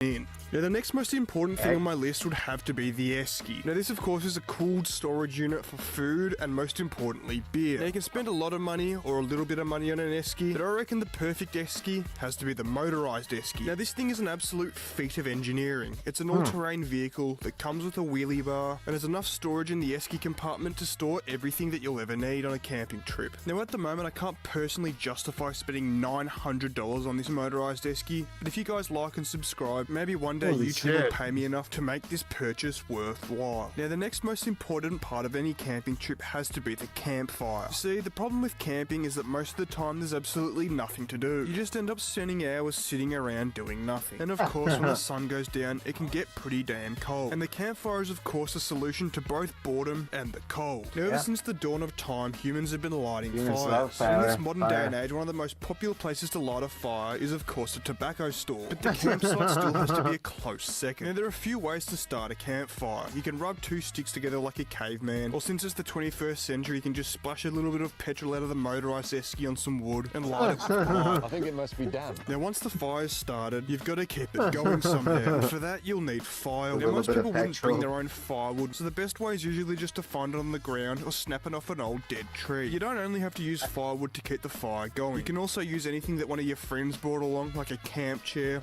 clothing, toilet paper, a bit of hand sanitizer, and of course, if you've been drinking enough, your own urine might have enough alcohol percentage to keep it going as well. Anyway, that's enough about campsite arson. Now it's time to get into the next most important part of a camping trip, and that of course is the camping vehicle. Now, I left this to this part of the video because you don't really need a vehicle to go camping. However, it does make things a lot easier. You can literally spend 500 grand or 500 bucks on one of these vehicles, but I'll keep it short and sharp. Now at the top of the range, you got your classics like the 70 series Land Cruisers and the $100,000 cars that'll go probably every place that you can get a $5,000 GQ Patrol. People literally spend hundreds and thousands of dollars on vehicles they get out for camping and take once or twice a year. Now, if you're doing a lap of Australia or something and living out of these vehicles, I can sort of justify the price. I mean, you're not living in a house. The vehicle basically is your house, so I think it's money well spent, technically. But of course, as with anything, there's levels to it. I'm not going to bang on about cars like I usually do in these videos, but pretty much any dirt cheap four-wheel drive with the right suspension and wheels and a dirt cheap swag will get you basically anywhere you can think of without financially bankrupting you. And of course, there's always the option of buying an AU Falcon wagon,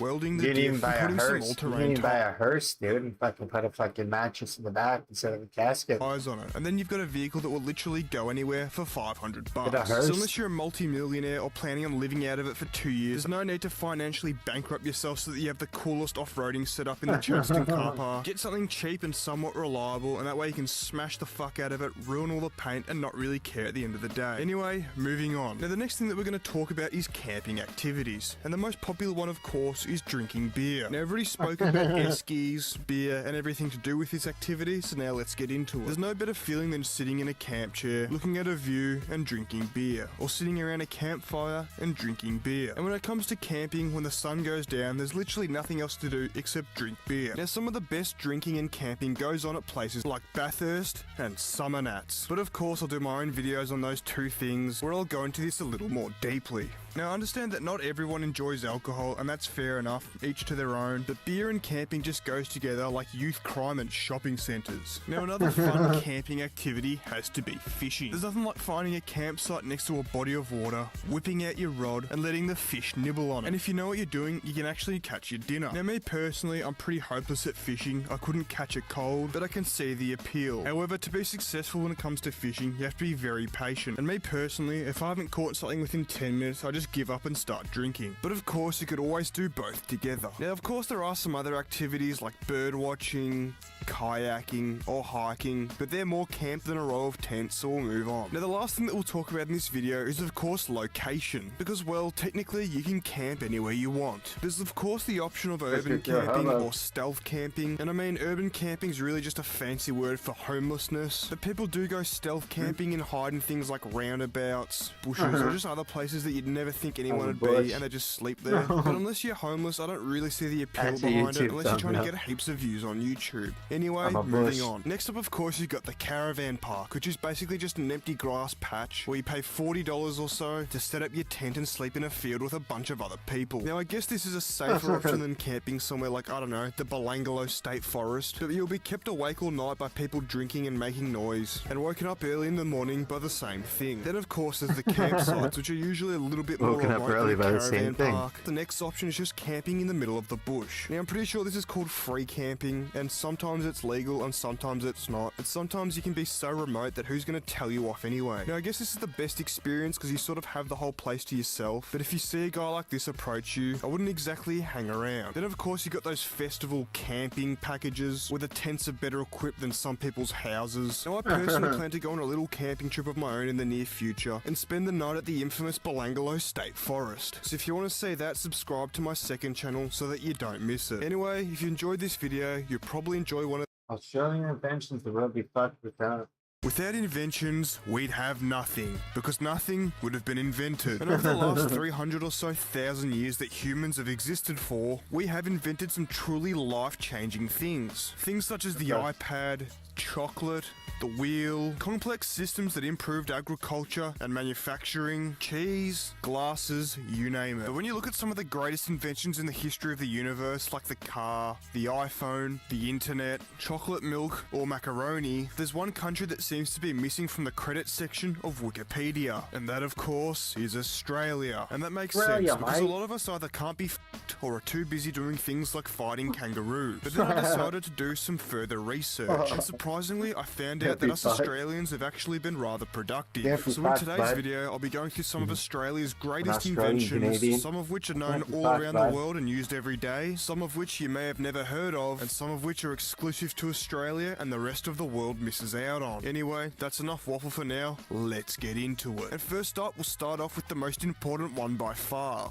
Wi-Fi. In the early 1990s, a team of scientists at Australia's CSIRO, which stands for something, decided that running cables everywhere just to connect to the internet was so late 1980s. In the early 1990s, O'Sullivan led a team at the CSIRO which patented in 1996 the use of a relation technique for reducing multipath interference of radio signals transmitted for computer networking. And then roughly 30 years later, Yorak Hunt, used my home Wi-Fi to search up his Wikipedia page, completely plagiarized this paragraph here for my video, and then millions of people used their home Wi-Fi to click on that video, like and subscribe to my channel, which is crazy how things work. But in all seriousness, Wi-Fi was a major step forward for the internet, and billions of people use it every day. Without Wi-Fi, you'd have to plug your iPad into the wall just to play a game of Fortnite Mobile. But luckily, Australia was there to save the day. Anyway, that's enough about Wi-Fi, now it's time to get into our next one. Now, you won't spend too much time on this one because it's not as interesting as the name suggests, and that is the stump jump plow. Now, Australia invented Wi-Fi? Holy. They're probably getting China's internet, so they probably have it being on fucking water and shit like that. They probably didn't have their own fucking internet. They probably need to fucking use China's internet and fucking beam themselves fucking Wi-Fi over the whole island or something. When I first heard of this, I thought it was the stunt jump plow. And I couldn't be more proud of the fact that in Australia, we figured out how to do stunt jumps with a plow. But after I realised it was just a piece of farming equipment, my interest slowly tapered off. But hey, it is still pretty important. And if any of you guys out there have a stunt jump plow, let me know in the comments. Anyway, next up we have the black box. Now my favourite part of the black box has to be the name, because it's comprised of two words that mean two very distinct things. Black is a colour and box is a shape. So of course, naturally, the black box is orange and cylindrical. Anyway, the black box has two main functions. The first one being to record audio and voice recordings of the cockpit of an aeroplane. And then the second function is the flight data recorder, which records airspeed, altitude, engine performance, and many other things that I don't need to bother mentioning. Now, the black box was invented by Dr. David Warren in the 1950s, who was an Australian man. And a not so fun fact is that his father died in one of Australia's first civilian air crashes in 1934. Which gives us a little bit of background as to why he wanted to invent it in the first place. Now, of course, the black box was such an important piece of equipment. Since 1963, the black box has been mandated in all jet-powered aircraft in Australia. And then America followed suit in 1967, and basically the rest of the world followed suit in the 1970s. And as somewhat of a pilot myself, I love the idea of a black box. Because unfortunately, when there's an aircraft accident, there's not really too many witnesses left to recount what happened. But unfortunately, it seems that the black box has a little bit of a flaw. before. You see, to get the data off the black box, you need to have the black box itself. So if the plane's at the bottom of the ocean, or you just simply don't know where it is, there's no way to get the data off the black box. And there's even stories of the black box just completely disappearing, like on 9/11, which I still can't figure out who to put the blame on, George Bush or Porsche. But anyway, now this next one was actually quite a shock to me, and I had no idea that us Australians invented it, and that of course is the electric drill. Now we've all heard of UK drill, but electric drill is completely different. The electric drill was invented by two Australian men from Melbourne, William Blanche Brain, who was the brains behind the operation, and Arthur James Arnott, who we assume brought the biscuits. And on the 20th of August in 1889, they filed the first patent for the electric drill, which was designed for rock drilling in mining and construction. And this is what the first electric drill actually looked like. And since then, there's been millions of different types of drills. Impact drivers, the hammer drill, the core drill, UK drill, American drill, Australian drill, army drills, the drill sergeant, and of course the cordless drill. And I think that it's pretty cool that two guys from my home city invented one of the greatest power tools of all time. And junkies all around the world want to thank them as well for giving them something to steal to cash in for money at cash converters for meth. Anyway, next up we have one of Australia's most important inventions of all time, and that of course is the goon bag. The patent for the goon bag was submitted in 1965 by the Australian winemaker Thomas Angove. He was inspired by ancient water skins and wanted to bring this ancient technology into the modern era by ditching the sheep and goat skins of the past and replacing them with polyethylene and replacing the water from the inside with cheap shitty wine, helping people from all over the country and eventually all over the world get pissed in the park for much cheaper and much more conveniently. But you see, the goon bag isn't just a one-trick pony. Once you've drank all the wine out of the bag, you can refill it up with air and use it as a pillow when you eventually pass out. And unlike the bottle, due to the unique design, you can hang it from a clothesline and play the infamous game Goon of Fortune. The goon bag can also be used as a birthday balloon, hot air balloon, and some companies even fill them up with water. But unfortunately, recently, the word goon has taken on a completely different meaning. So when I did the research for this video, some of the results I got were quite intriguing. Anyway, next up of course, we've got to get into the greatest invention in the history of the entire universe, and that of course is the Ford AU Falcon. The universe is estimated to be 13.8 billion years old, and Ford took 13.7 billion years to make the Ford AU Falcon. And since they had all that time to get it right, when they finally released it, boy did it pay off. Not only was it one of the greatest looking cars in the history of the universe, it was also more aerodynamic than the Bugatti EB110, which had a top speed of 351 kilometers per hour. Now, unfortunately, the AU Falcon had to be speed limited to 180 k's an hour because in 1997 when they came out, they hadn't invented a tyre that could handle the G-force of the wheels spinning. There was just that much torque, and the AU Falcon won every single race that it entered, besides all the ones that it didn't win. The AU Falcon was available in sedan, ute, wagon and convertible forms, and it was so good that Ford basically reused it for the rest of the Falcon lifespan. If you look at the B-Series Falcon, the doors, windows and many other features are completely interchangeable, meaning all they really had to do was update the look and make the new Falcon design a little bit less aggressive so it was less of a sports car and more of a family car, and they sold billions of these. But unfortunately for the rest of the world, the AU Falcon was only really sold in Australia and New Zealand. But the UK did get some of them in hearse form, and here's one of them dominating on the track. Rumour has it, people are dying to get a ride in it, and I don't blame them. Anyway, that's enough about the Ford AU Falcon. It's been mentioned on this channel a million times, and will be mentioned on this channel a million times more, so let's move on. Now, back in the day, toilets used to use a lot of water, which is good if you were squeezing out big turds. But the problem with that is that if you did a That's one of my fears, dude. A lot of water, which is good if you were squeezing out. Gotta sit down, take a shit, and have a fucking snake just climb up through the hole and fucking climb up your asshole or just bite your asshole. That's one of my fears, dude.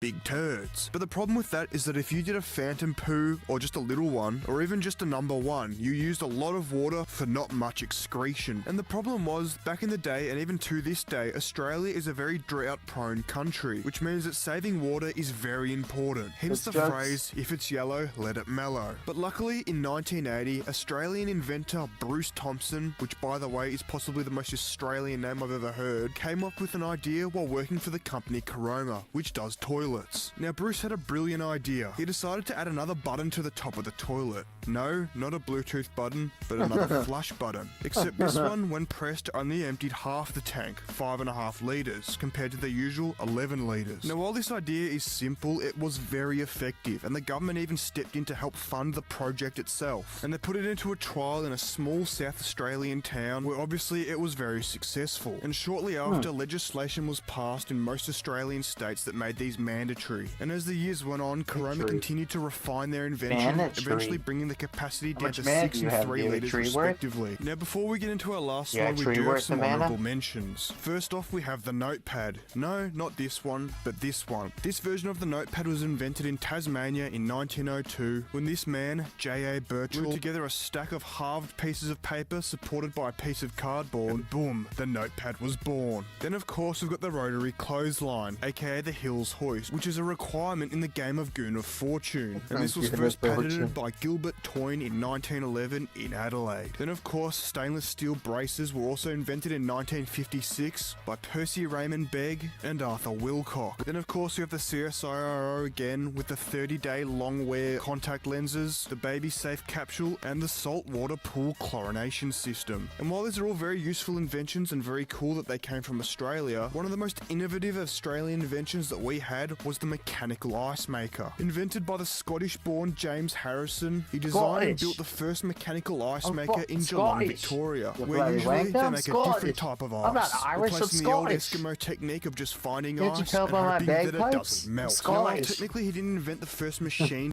Can't you tell by my bagpipes? I'm Scottish. I'm not Irish. I'm Scottish.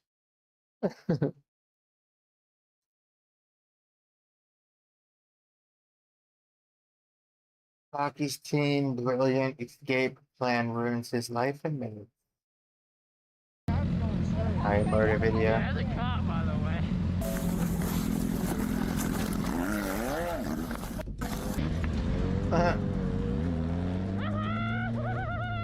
When a sergeant spots a group of bikers performing stunts on a busy road, he initiates a traffic stop, but he doesn't realize they have no intention of cooperating, especially one teen who will do anything to flaunt his stunts right in front of them. Will run.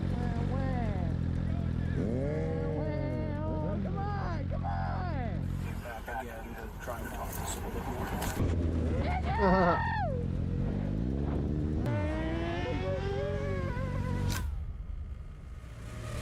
Begins around 6:42 p.m. on March 12, 2024, in the Port Orange area of Volusia County, Florida, where a sergeant observes three driving a motorcycle and riding on their rear tires. But as he initiates a traffic, driving a fucking motorcycle in Florida is probably hella fun, especially if you're a rich kid. You can't blame him, right? Just kids having fun, right? stop. He has no idea the pursuit is about to stretch across counties, and that one teen biker in particular has no intention of stopping. Good, they're continuing north. Oh, that motorcycle's gonna burn way more gas than the cruiser. A lot faster. And the tank's fucking a fraction of the cruiser's fucking tank. Soon the three bikes come to a stop at a traffic signal, and the sergeant notes down 2 license plates, while the third, a black bike, has no tag. We need to split up. I'm just watching 3 motorcycles that were reckless on Dunlawton doing wheelies, and one of them's got a tag on it, Will Run. He went 12F from a beach unit last week, so I was just trying to see if I can get him on parking lot. The plate on a gray bike reading Will Run. Will Run. The plate on a gray bike reading Will Run stands out because the sergeant recognizes it as the same vehicle that had fled from deputies during Bike Week, held just 1 week earlier from March 1st to 10th. Hey, take off your fucking plate, you idiot. Why are you gonna drive around and fucking do wheelies in front of cops? That bike is 19-year-old Ashton, and just like before, he has no intention of stopping, already setting his plan in motion the moment he realizes the sergeant is following them.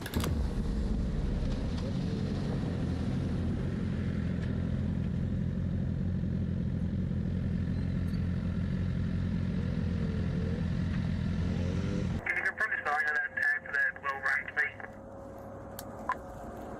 Yeah, it looks like it's WILLRUN, but I'm not even sure it's a legit plate. It may just be a... It's most likely not a real plate. I copy, because that plate comes back on a black Chevy two-door. It's expired. A black Chevy two-door. I think I got an opportunity this Saturday to go with the wheel run plate for stuff to the light here at ISB.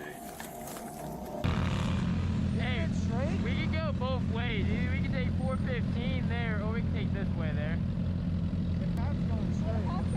Yeah, there's a cop, by the way. I copy, Gilman, has the coming through your way. Yeah, hang on a second.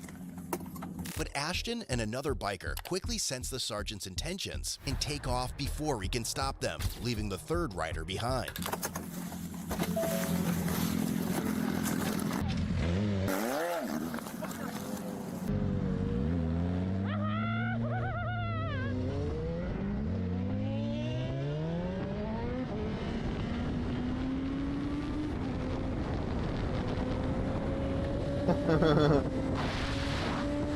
Man, there's a rain tank through Florida, dude.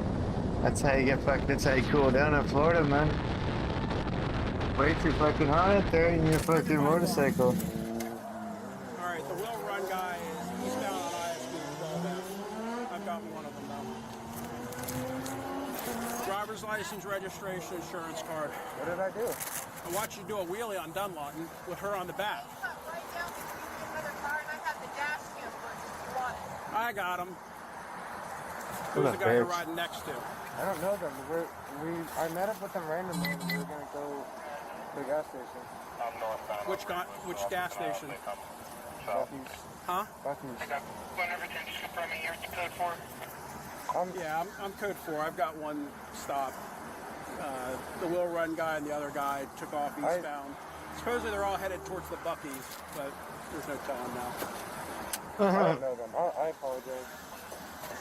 Where's your registration at? I should have ran, dude. I'm all legal. I was being dumb, man. Yeah, you were being dumb. What are you going to do when she dies because you go too far and she falls off the back? I apologize. That's like a $1,200 ticket. Holy. I'll cut the... All I got on him is riding a wheelie, but the will run guy, I came close to grabbing him. So he's doing a wheelie with her on the back. Oh yeah. How old are you? Huh? How old are you? 18. But for Ashton, simply escaping the police isn't enough. He wants to show them how hard it will be to catch him. They try to find out that girl's a minor so they can hit him for endangering a minor charge.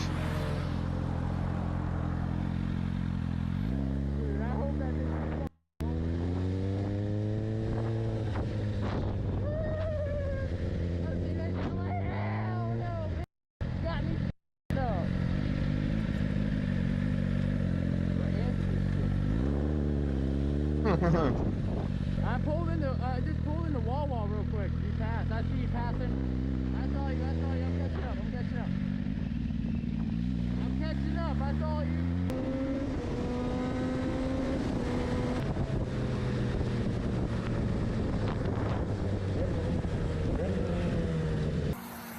There they are right there.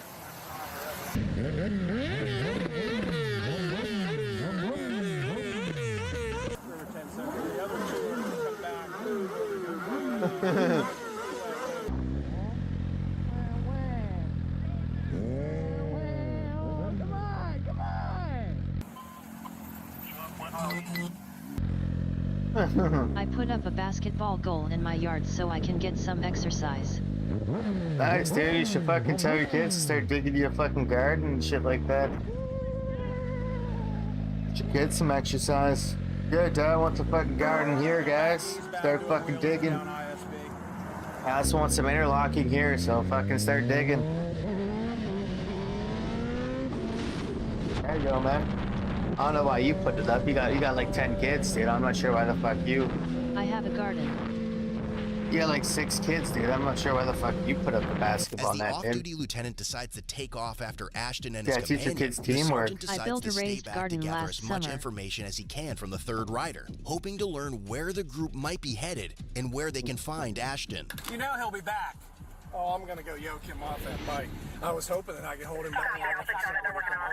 I'm trying to get Air 1 over here. Are you good with him? Oh yeah, I'm fine. Yeah.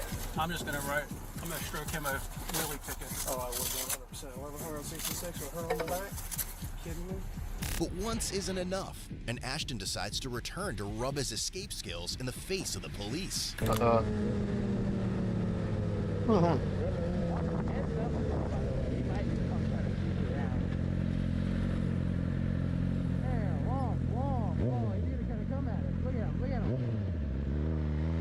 What a retard. He keeps coming back. He's gonna get chased by them then.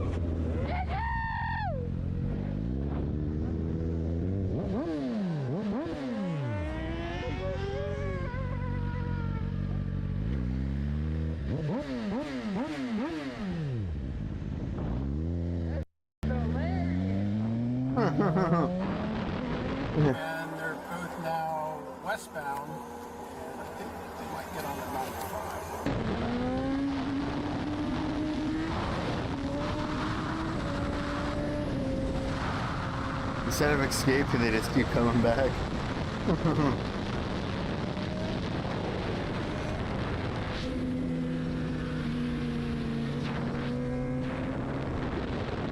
One's a black crotch rocket, no tag visible. The other one's a silver one.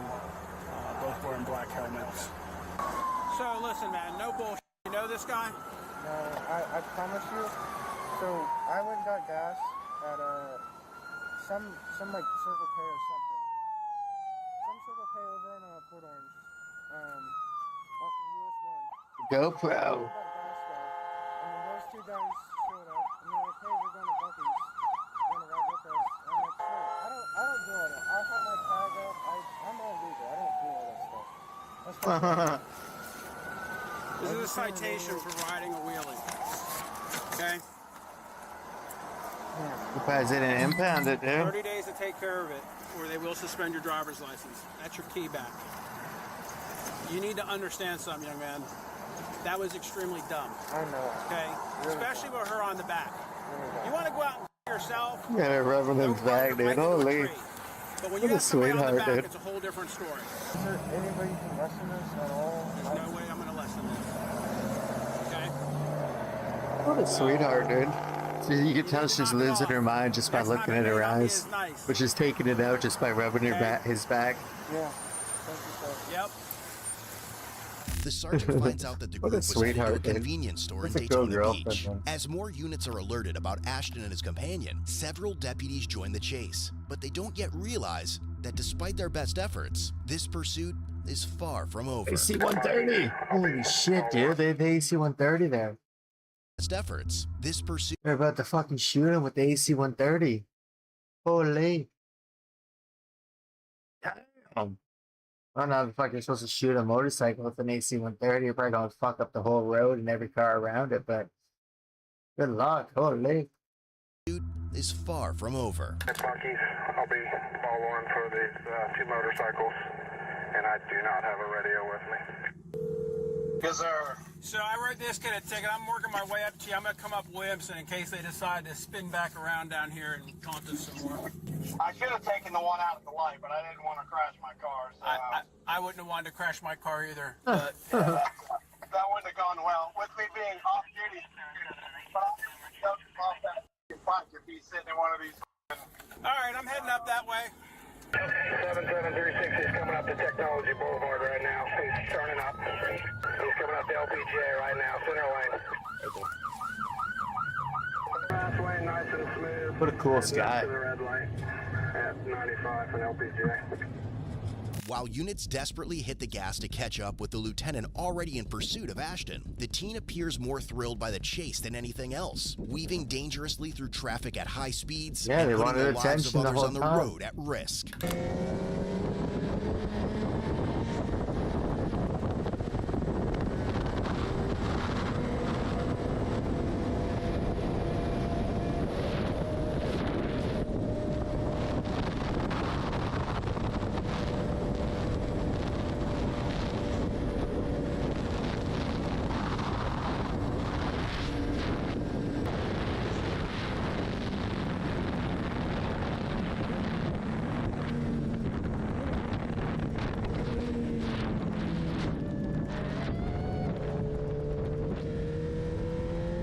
like, come here. And I'm like, no.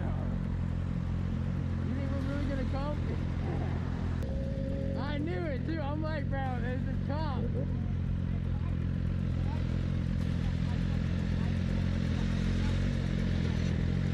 Yeah, I saw that. Yeah, might as well. I said might as well. Go somewhere else, they're gonna catch you. As Ashton and the other biker stop at a gas station, the lieutenant quickly catches up and attempts to block the black bike with his vehicle. But once again, Ashton and his friend manage to flee, only making the situation worse. And they get free gas too. You don't have the time to pay for it. You get blocked. They likely did get off at LBJ. They're at Bucky's. One's fleeing out of the parking lot, one's looping back around the parking lot. If I can get some additional units. Gas is like 192, 193 a liter here. If I can get additional units here, we can get You get free gas? Holy. We're getting ready to get off right now. Off the interstate. We're behind him, coming up to the light, and he is getting on 95. You got palm trees in Florida? I'm sorry, Yeah, that makes southbound. sense. 136, Air 1. Check the Tomoka Farms area. He's probably going to get off right there. Tomoka Farms in 92. Black sport bike with red wheels. He's got a black hoodie on with white markings on the back and a black hood. Or, I'm sorry, a black helmet. GoPro. And he's got a GoPro camera on his own. Hello? Sorry, I'm in the middle of trying to chase a motorcycle while I'm texting you. Hey, just so you're aware, we have a 12F going up and down 95. It's going back down towards south, just so you're aware. Yeah, they notified us on the radio. Okay. Units going out there. Just hopefully everyone can get up so they can track these. All right, I appreciate you, man. Thank you. Yeah. Bye. Boy, the camera. No, Appreciate you, man. He's Hey, Capri, I appreciate you, man. Like with that semi I appreciate you, man. Thank Seeing you. his little figure go up. You know, at face value, it seems like this didn't have to be a big deal, but these guys escalated it into something more. If they would have just stopped. They'll just make it worse for themselves. Play stupid games, you win stupid prizes. But despite their best efforts, Ashton continues You don't to win the evade good them at high prize, you win speeds. stupid prize. And If all you of the play deputies stupid games, you don't win the good prize, you win stupid prizes. You might win the good stupid prize, but you're not winning a good prize. You're winning the stupid prizes most of the time. Yeah, that's right. Eventually lose sight Play of it. stupid games, you win stupid prizes. That's right, man. If you play good games, then you can win good prizes, but you chose to play stupid games, so you're going to get a stupid prize, right? And soon, a Volusia County Sheriff's Officer helicopter, Air 1, locates Ashton on I-4, driving recklessly and running multiple red lights. Should have a GoPro on his head, and the bike is a like concrete gray, flat. Yeah, GoPro on the head. Looks like he's got some red writing on the back of that hoodie.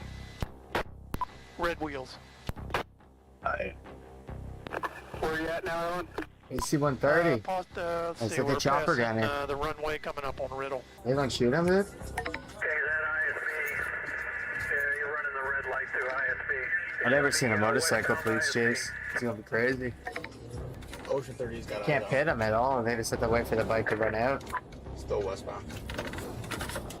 Okay, he's at ISB. Yeah, he's running the red light through ISB. He's going to be westbound ISB. Westbound Hagen Terrace. He's going between vehicles running red lights. As most responding deputies lose sight of Ashton, Air 1 continues to track his every move, guiding units on the ground to his location. But even with constant eyes on him, deputies know the only way to catch him is if he stops somewhere, a possibility that for now seems almost non-existent. Well, Air 1's got him, so... Damn, I thought we were going to get to come around and... Hey, he's about half a mile from Williamson. I'm sorry. He's right at Williamson now. Williamson ISP, still westbound. Yep, keep eyes there, one. He's going to run out of gas at some point. The speeds he's been running, he didn't get fuel, so he's going to stop somewhere. Doing about 130, and he's pulling away from us. Yeah, just do your best there, one. He's probably going to get off somewhere and try to get gas. He's hoping if he gets far enough weed, nobody will know where he's at. Yeah, well, the camera reaches a lot farther, so we're doing our best here. God damn! Every f***ing light? 4, can I go over to the 7 line, just in case he bails over there? Okay, he's turning westbound Walnut Crest Run. By this point, Ashton has already entered Seminole County, and authorities in Volusia County alert Sanford police officers to be on the lookout. With multiple units now joining the chase, they begin to close in, waiting for Ashton to stop, but he knows they're after him, and still has one last trick up his sleeve. Yeah, he doesn't know where he's going. He's making a U-turn. LE4 units, pursuit is not authorized in either stop sticks. Negative, not this time. Alright, he's driving into the woods. Walnut Ridge Street. Willow Bay Ridge Street. I think up that way for you. Yeah, if you want to go ahead and get them up. Alert to Air 1. Alert, go ahead. Yep, we were going to a fire. We can head over there now. What was the last street you guys are at? 301 Willow Bay Ridge Street. He's in the woods, right off the road. Yeah, bike's in the trees. I got the heat from the bike, but it's pretty thick. I haven't got anybody leave the bike yet. He might still be with it. Uh-huh. Alright, he's back out. Stand by. He might have dumped something off in the woods. Yeah, we'll come back there if we have to, but we're gonna go Wilson Bay Court now. North on Wilson Bay. He has no idea where he's going. As Seminole County's helicopters take over tracking Ashton's movements, Sanford officers don't yet realize they're closer than ever to catching his ass as soon as he makes an unexpected stop. Visual on the bike. It's still eastbound Seminole towards They got big tanks, towards so HCA. we can rip, but they got the French biggest just tanks. ran the light at French going westbound 46. Alright, he's at 7-Eleven. He's probably out of gas. Alright, black hoodie, get back on the bike, tan pants, black helmet, white bike, whitish gray bike. Coming back out, he's in the left turn lane, 600 and French. Let's call it. Or sorry, French. That guy's being a definitely left played on Call of first. Duty back in his day. 5360. Probably Modern Warfare 2 or Call of Duty 4. Somebody Those are really just good tried to call-outs. step out with him. He stopped at 2nd and Oak. Get off the bike!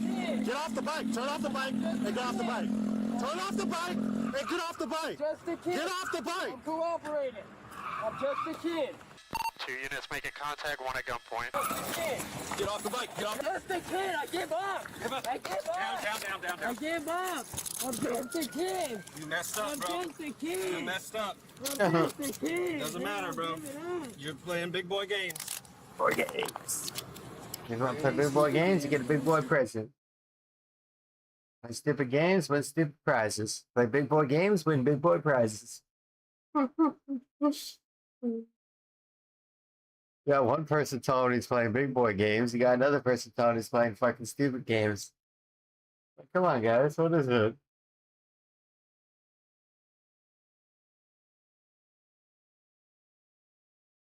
Siemens hand. Siemens the hand.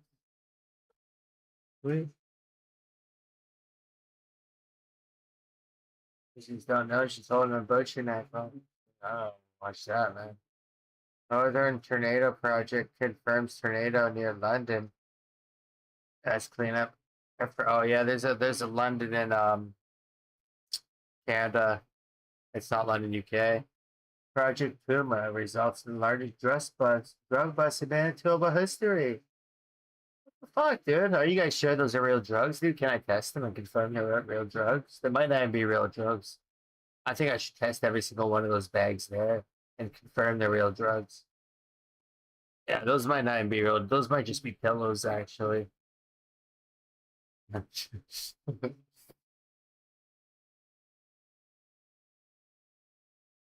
L platers? It's an L plater.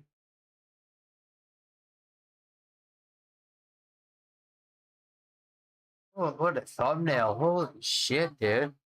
And I get copyrighted if I say too many fucking swear words. What a fucking thumbnail. Holy shit, man.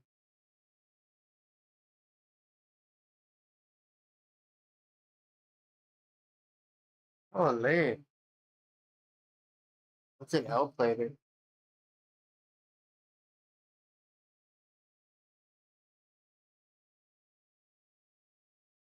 I sound on pellets, right?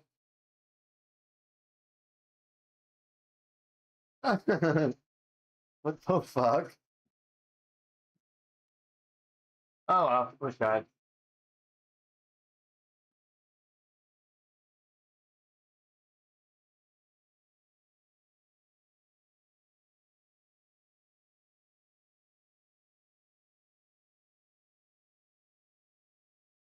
I guess you delete the video. That's weird.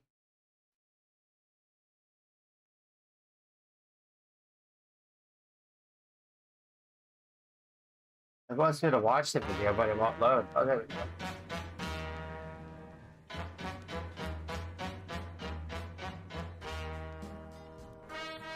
As you may have seen in my second to last video, there's no shortage of hazards on Australian roads. Things such as police, potholes, cyclists, the elderly, wankers, the list goes on. But out of all those hazards that I've mentioned, there's one that stands out above all the rest. And of course, that's the topic of today's video, L-platers. As you know, most drivers in Australia got their license in a cereal box. But due to the fact that passing the learner test takes less effort than walking to the shops and buying a box of cereal, 90% of Australians choose that route. So as long as you understand that red means stop, green means go, and orange means floor it, you have more than what it takes to get your L plates. Now, most drivers who are on their P plates or have their full license think that it sucks to be an L plater, but that's far from the truth. You see, being an L plater is like being under the age of criminal responsibility. You can do whatever the fuck you want and get away with it. You can go 150 in a school zone, run red lights, rip a fat burnout, play a few games of cyclist bowling, and no matter what happens, as long as you have those yellow L plates up, you're free to go. While we're on the topic of L plates, I'm going to quickly clear up a common misconception. Was that like learner or something? You see, most people think the L plates stand for learner, but that couldn't be further from the truth. Okay. You see, after I got my PhD in Australian driving, I found out that the L plates actually have 3 different meanings. The first meaning is loser plates. Now, to qualify for loser plates, you have to be a special breed of driver. The loser driver is the kind of person who always travels at least 10 k's under the speed limit, clogs up the right lane on every freeway, takes 40 days and 40 nights to complete any turn, drives around with their seat in the position where they're headbutting the steering wheel, and drive around at night with the high beams on, blinding everyone else on the road. Now, the worst thing about the loser driver is that they think they're being safe, but due to the fact that they're pissing off every tradie who's stuck behind them, they're actually making the world a more dangerous place. But it's not all bad. You see, thanks to the loser driver's shocking driving ability, businesses such as insurance companies and panel beaters are making more money than ever. If you've ever parked your mint AU Forte in the Woolies car park, come back 10 minutes later to see every panel's got a dent in it, there's a 50% chance it was either an elderly driver or a loser plater. Loser platers are the sort of people who grow up to drive electric vehicles and wouldn't bat an eyelid when they see blinker fluid replacement on the mechanic's invoice. Right, that's enough about loser platers because I'm getting road rage just thinking about them. The second meaning of L plates is learner driver. Now, a learner driver is pretty self-explanatory. They're not a loser driver because they actually know how to drive. Now, if it weren't for the L plates, you wouldn't even know these people were learners. But the fact that these people are good drivers doesn't matter anyway, because once Australians see that yellow L, they know it's time to overtake. You see, while the loser driver is a hazard that people avoid, the learner driver is completely different. Due to the fact that the learner driver is completely predictable, unlike the loser, you can do whatever you want. As you should know, in Australia, when you see L plates, it's law to overtake. The learner driver could be doing 180 zone, and you're still going to have to go 110 just to cut him off. Now, for any non-Australians watching this video, this might not make much sense, but in Australia, it makes perfect sense. When you see an L plater out on the road, it's your duty as an Australian to cut him off or tailgate. This is an intimidation tactic that asserts dominance. You see, the Australian P-plate system works like a hierarchy. Full licensed drivers have to assert dominance over green P-platers, green P-platers have to assert dominance over red P-platers, and everyone has to gang up on L-platers. You see, 80% of L-platers fall into the learner category. 10 fall into the loser category, and the other 10 fall into this next category. Now this next category of L-plater has to be my absolute favourite. Some of you may have guessed it, but this is the legend plater. Now before I get into the legend plater, I have to give you some useful information. While you're on your L plates, you're allowed to drive whatever car you can get your hands on. That can be a Toyota Yaris, Hyundai Getz, or something super sporty like an AU Falcon or a Ferrari. Now this is where the legend plater comes into play. There's actually two types of legend plater. Those who drive sports cars and supercars, and those who drive everything else but have a few screws loose. You see, legend platers see the world as their racetrack. They'll take corners at 100 k's an hour, tailgate like a Ford Ranger driver, rip skids in whatever car they can get their hands on, and forge all their hours. But as I mentioned before, there's two types of legend platers. So first, we'll get into the more boring type. This is the daddy's money legend drivers. These are the sort of people whose dad has a Ferrari, Lamborghini, AU Falcon, or any other sort of sports car. These L-platers are well aware that they can get away with absolutely everything, so they push it to the limit. Get caught doing 110 in a 40 zone? Just tell the police it's your first time driving a Lamborghini. Get caught red-handed ripping a fat skid on Chapel Street? Just say it's your first time driving a manual and you accidentally drop the clutch. But you see, that's about as far as the daddy's money legend driver goes, because they're probably too scared that they're going to break their parents' car. The ultimate legend driver are those who drive cars such as the AU Falcon, Mitsubishi Magna, or any other shitbox they bought off Facebook Marketplace for the sole purpose of being a learner beater. Now this type of legend driver is the kind of person who never ends up getting their P-plates. Now you may recognise this beautiful face from some of my videos. This guy's name is Darren, and he was named Tasmania's second worst driver. Darren himself was once a legend plater. He got his L's, lost his licence about 50 times, and then never got his P's. The reason most legend platers never get their P-plates is because ripping skids became a habit to them and they accidentally did it in their P-plate test. But the vast minority of legend platers actually pass their test and get their P-plates and eventually their full license. Now every single legend plater, from the day they get their L-plates to the day they lose their license forever, follow a strict but simple rule, and that is to cause as much chaos on Australian roads as humanly possible. These guys drive around like it's GTA in real life. These people will sacrifice their own car in a collision just to piss someone off. And God help anyone who gets in their way, because they're not afraid to sacrifice it all.